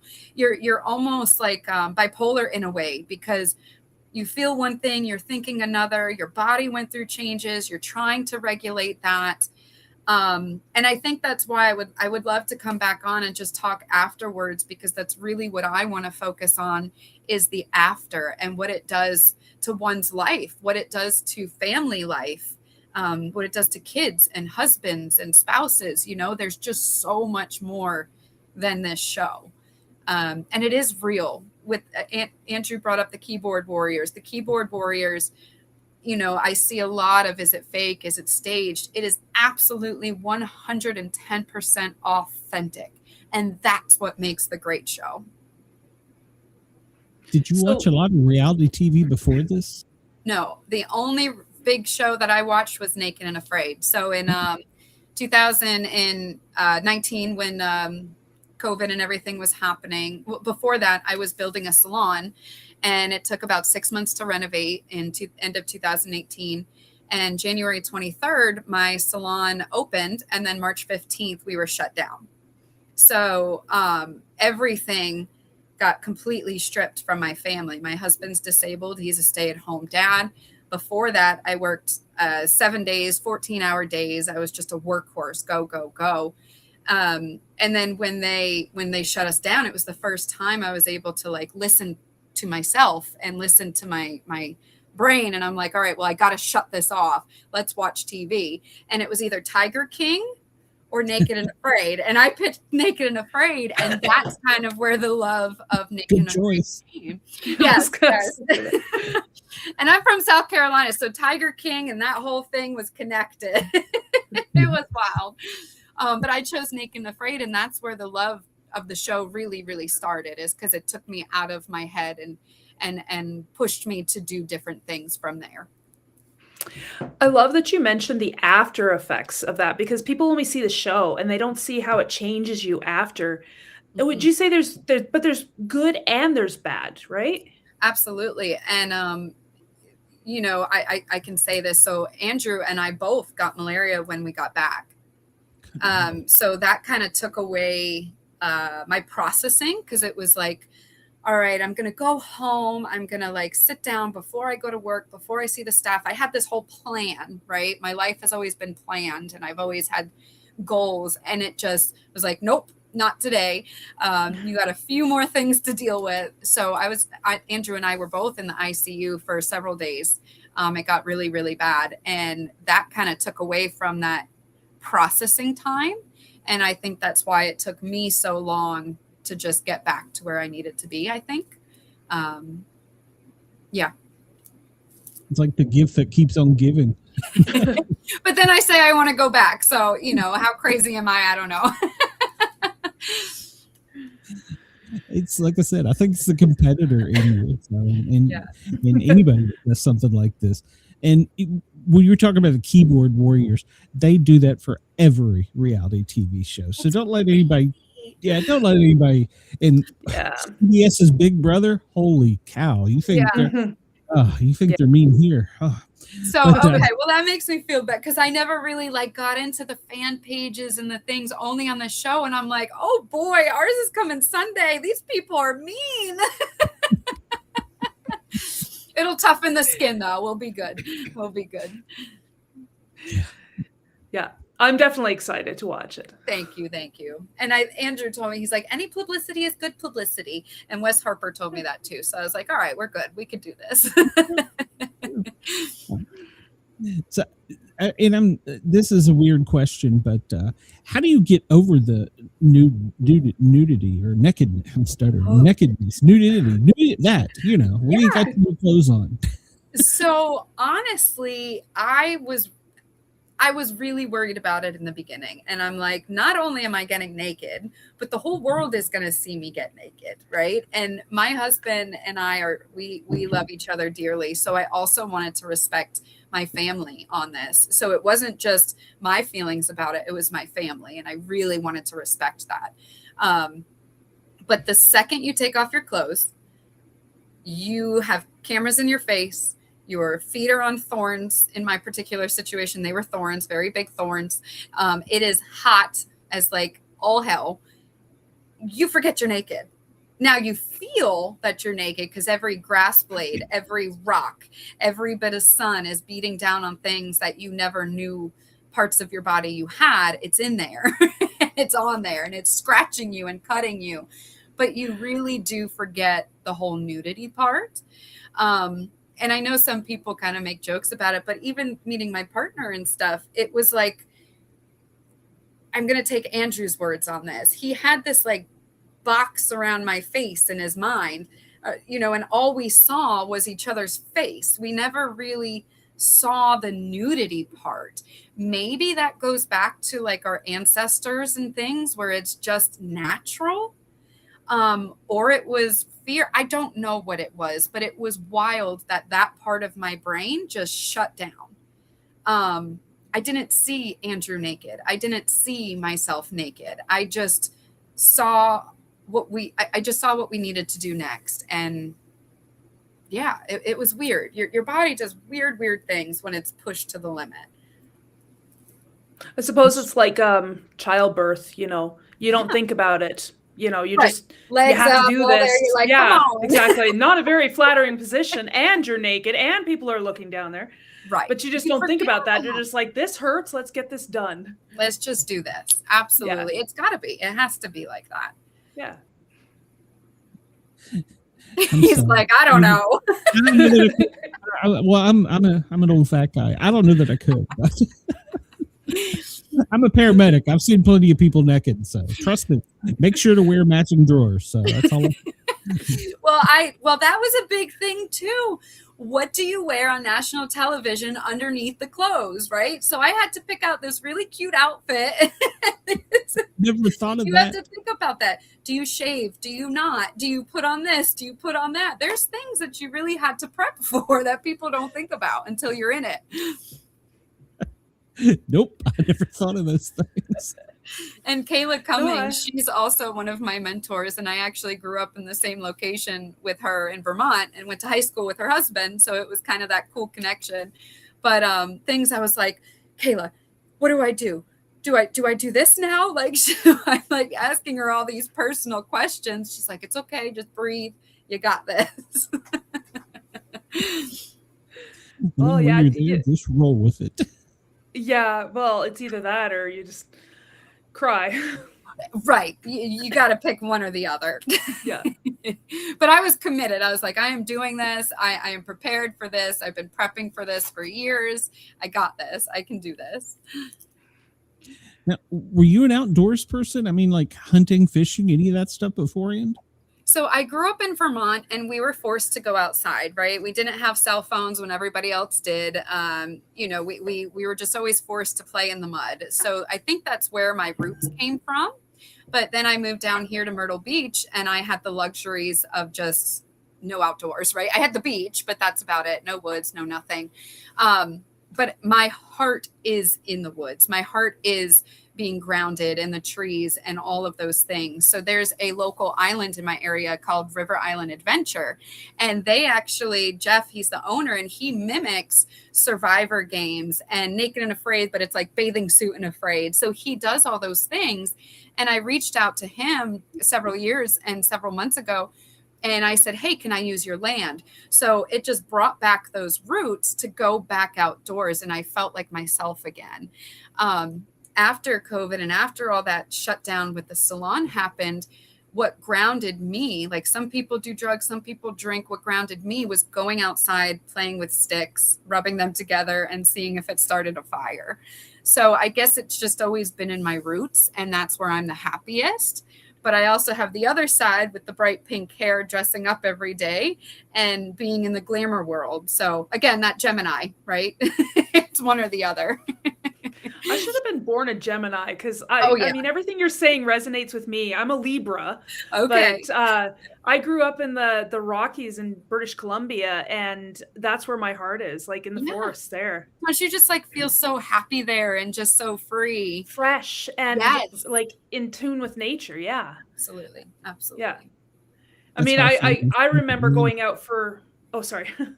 I went out for a walk and come across a black bear, and I'm sitting there going, go away. And it's not moving. And I'm, okay, now what?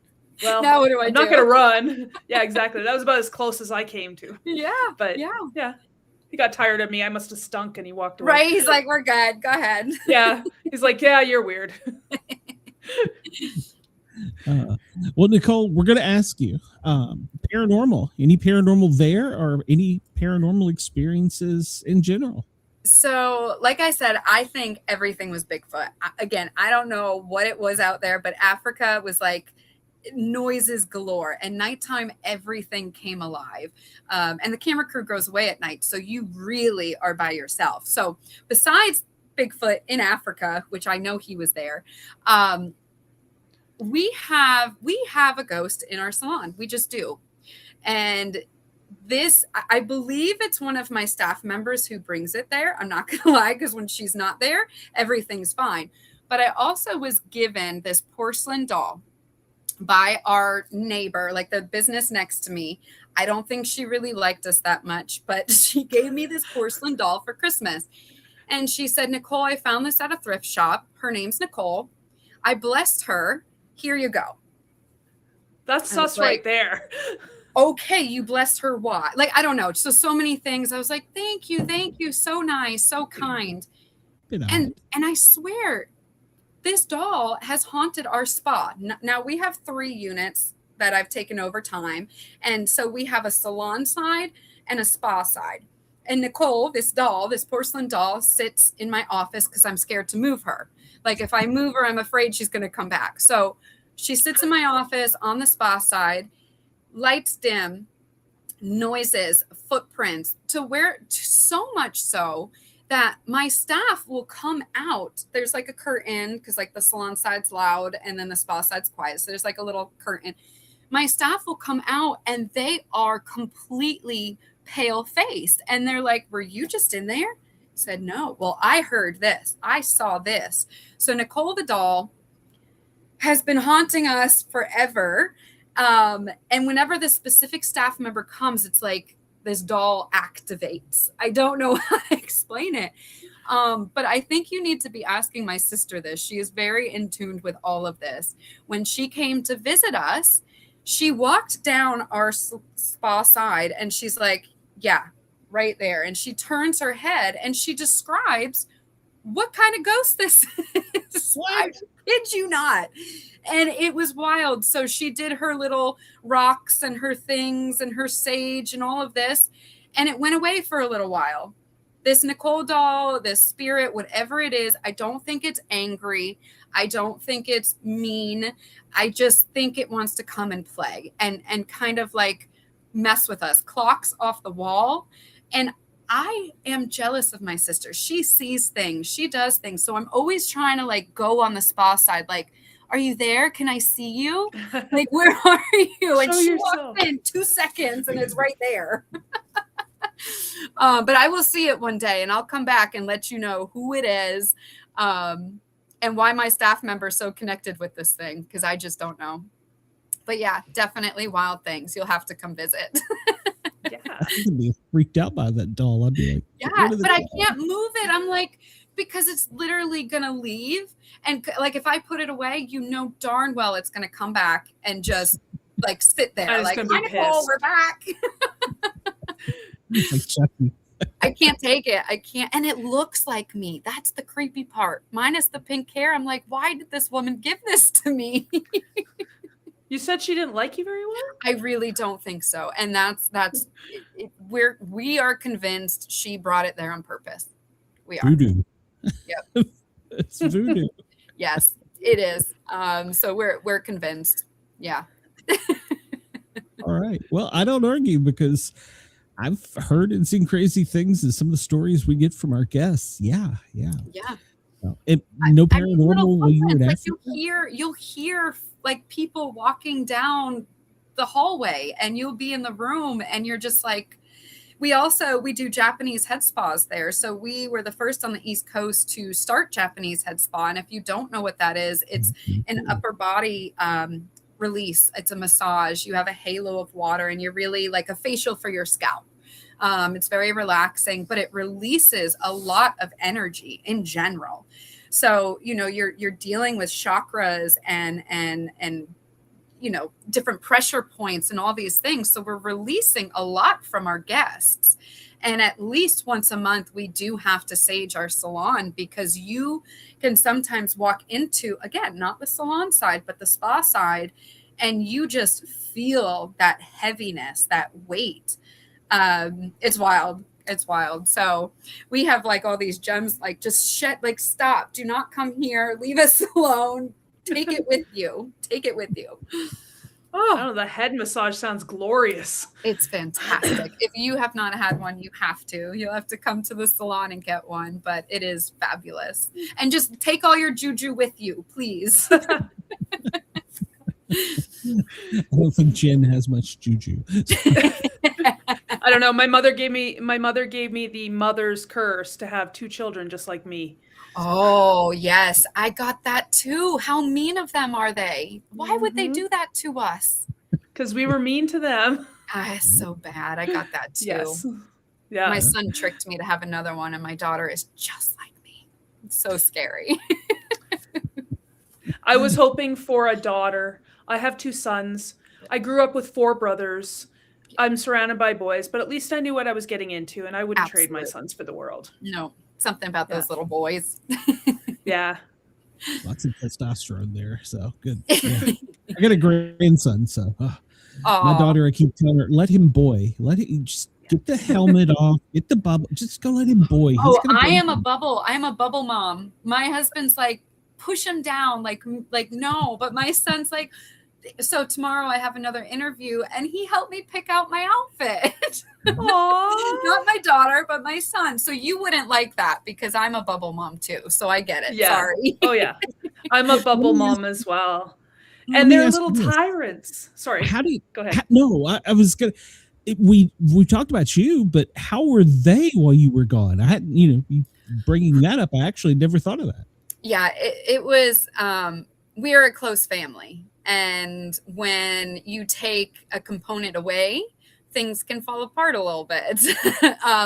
But it was, I had to shut the family part off. I know that sounds so mean, but I had to. When I was out there, I had to stop thinking about what my family was doing. Are they okay? Because I don't think I could have even made it an hour, right? So I shut that off. But for them, life still happens. I was gone through Easter. They cannot talk to me. So they don't know if I'm okay. They don't know if I've eaten. They don't know any of that. So it is very, very difficult for the family side of it. And I would, again, love to share that side to fans, because you don't hear about that. So no, I can't say my family was great and awesome, and they're like, yay, mom's gone. It was, I think, more tough on them in some ways than it was for me. And I've left like on business trips for several days, but they can talk to you, right? You can say goodnight, you can kiss them on the phone, you can FaceTime, all those things, yet they don't know if I'm okay. They don't even know if I'm eating, right? So it's not good. But we made it, and it made us stronger. And that you always realize what you have when you don't have it, when you get it taken away for a moment. Yeah, they appreciate it a lot more. Yes, absolutely. Yeah, like I said, I never thought about that with the family, but the family has to adjust too. And yes. When you come back, it's an adjustment as well. So Wes Harper gave me some really great advice, because he's a family man too. You have so many stories to tell somebody when you come home from a life-changing experience, yet their life still went on the normal path.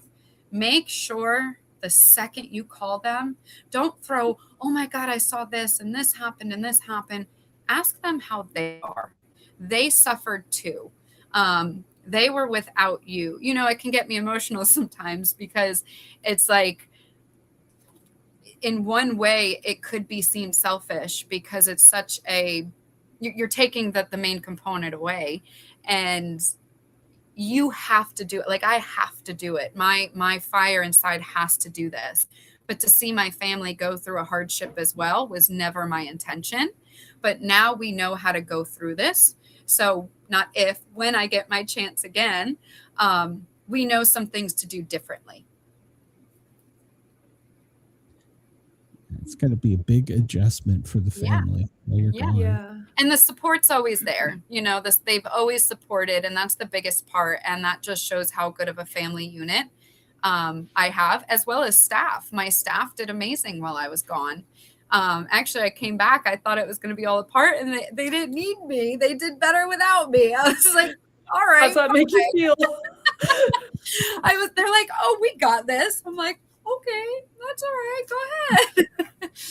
So many things that you don't put into this show.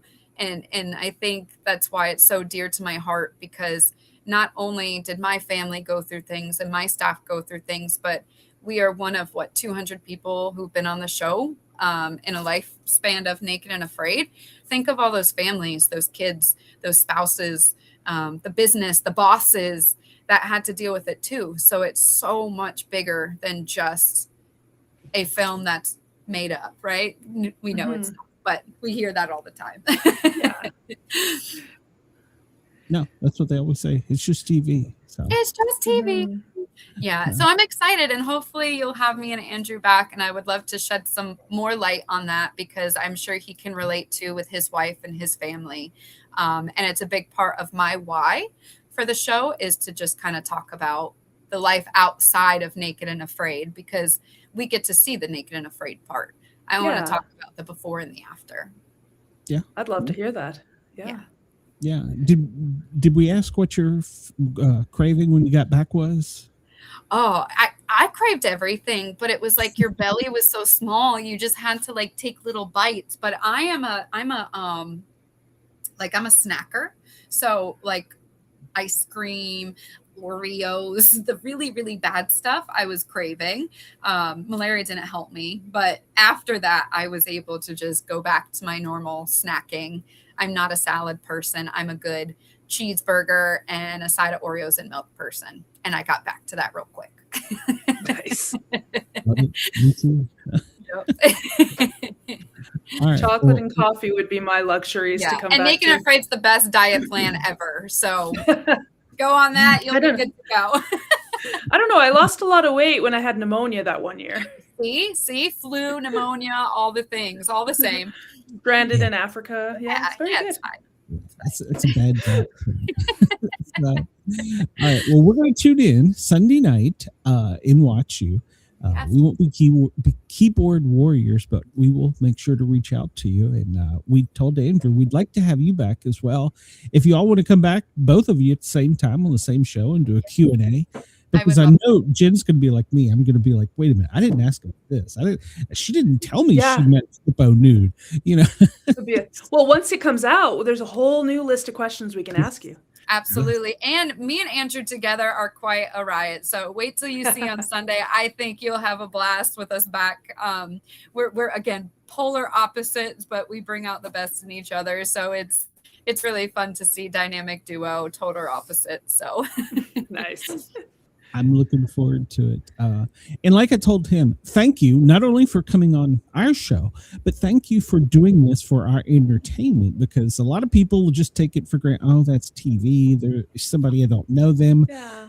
But you did it for us. That means a lot. Yes. Yeah, absolutely. And hopefully somebody out there can watch our episode and really just, if you can take, when I teach classes, I say, if you can take one thing from my class today, I hope you take it and true dear to you, because we really pour a lot of love into what we do. And whenever I do something, I do it with intention. I do it with love. And I just really hope it can help somebody in a situation they're in, and take that with them. Great. Yes, Yeah. we'll have you back, and then we'll talk about the bloopers too. So Awesome. Yes. Lots of them. Yeah, we want to hear the stories that didn't make it on the TV. Perfect. I'm sure there's a lot of them. yeah. All right, Nicole, thank you very much for coming on. I do appreciate it. And I'm going to put in, for anybody listening, they'll be in the show notes, ways to get in touch with you guys and gals if they want to. So hopefully no stalkers, but Yeah. there's always that'll be a whole things. different show on what we've heard before. Yeah. But thank you very much. It was a pleasure, and I really, really appreciate the opportunity. No, thank you. Oh, it's a pleasure for you to hear your stories. Like, Yeah, it really is. So we will see you soon. Thanks a lot, Nicole. Of course. Bye, guys. Wow. Where does it seems I'm looking over here at the timer. I told you I set a timer when it comes in. yes. So do the commercial things. Where does it go? Wow, such a great episode. And everybody make sure to first off come over to the Sportcat Show, the channel, and hit that subscribe button, because we have a lot of great guests, authors. Jen's an author, JM, she's an author as well. Yes. And for our listeners in Australia, make sure to check them out. I'm not sure the time or place in Australia, but find it and watch. And if you have any questions, jot them down and come back over here, and we're going to get them back on. So it was an exciting episode. And like I said, I had so many questions, but didn't get to rolling. And it's like, but what about You're this? just hearing the story. You're just like listening. And then you're like, oh, crap. I was going to ask 2 questions. Right. And like I said, when we have him back, we'll be like, you didn't tell us about a hippo. Or the monkey poop. Yeah, the monkey. I have a feeling we're going to see some monkey poop. That was mentioned a few times. So, Find out if it's real or not. Yeah, or if they throw it at you. Good Lord. Oh, the thought. All right. Well, everybody, next week we have another great episode. We have 2 authors. One of them was a police officer called Scars of the Badge. He writes about his life story. And the other one kind of writes a little bit of, historical, paranormal, maybe sci-fi fiction, mystery. She's got a little bit of everything in there. She's got a good lineup of books. I think she said she had like 6 or 7. So we'll have her on as well. So come check that out. Jen, tell them about your books. Make sure you get a plug in there. Yeah, no, I've got a dark fantasy YA series. It's you can check it out at my website at www.jmshawauthor.com. Just relaunched my first book with new chapters, new material, new cover. Excited. All right. Well, everybody, thank you for tuning in. Please do us a favor and hit that thumbs up button on your way out the door. And if you got anything from this show, just leave us a comment. Let us know what you think. So we like feedback. So in the show notes, there'll be information on how to get in touch with all of us. If you have some burning question, monkey poo water. Those are words I never thought I would say on the radio. Or monkey poo water tastes good. Yeah. Well, I didn't think about that. How long does it take to boil monkey poo or monkey poo water? Sorry. Maybe distill it quite well before you drink it. God, yeah. I'm gonna have a Mountain Dew just thinking about this. Yes, you're welcome. We're glad you're here, and we have another guest coming up in a few weeks. She was from episode 1, Tori. So she's going to be tuning in, or no, she's going to be here with us. So we'll have that coming up soon. So everybody have a great night. Thanks for allowing us to tickle your ears. Thank you to WBJY. No, why did I say that? WZQR, WRFN. Jesus, we haven't been on DJY in years. And Dare Talk Radio in Australia. Everybody have a great night. God, I got to learn what buttons to push.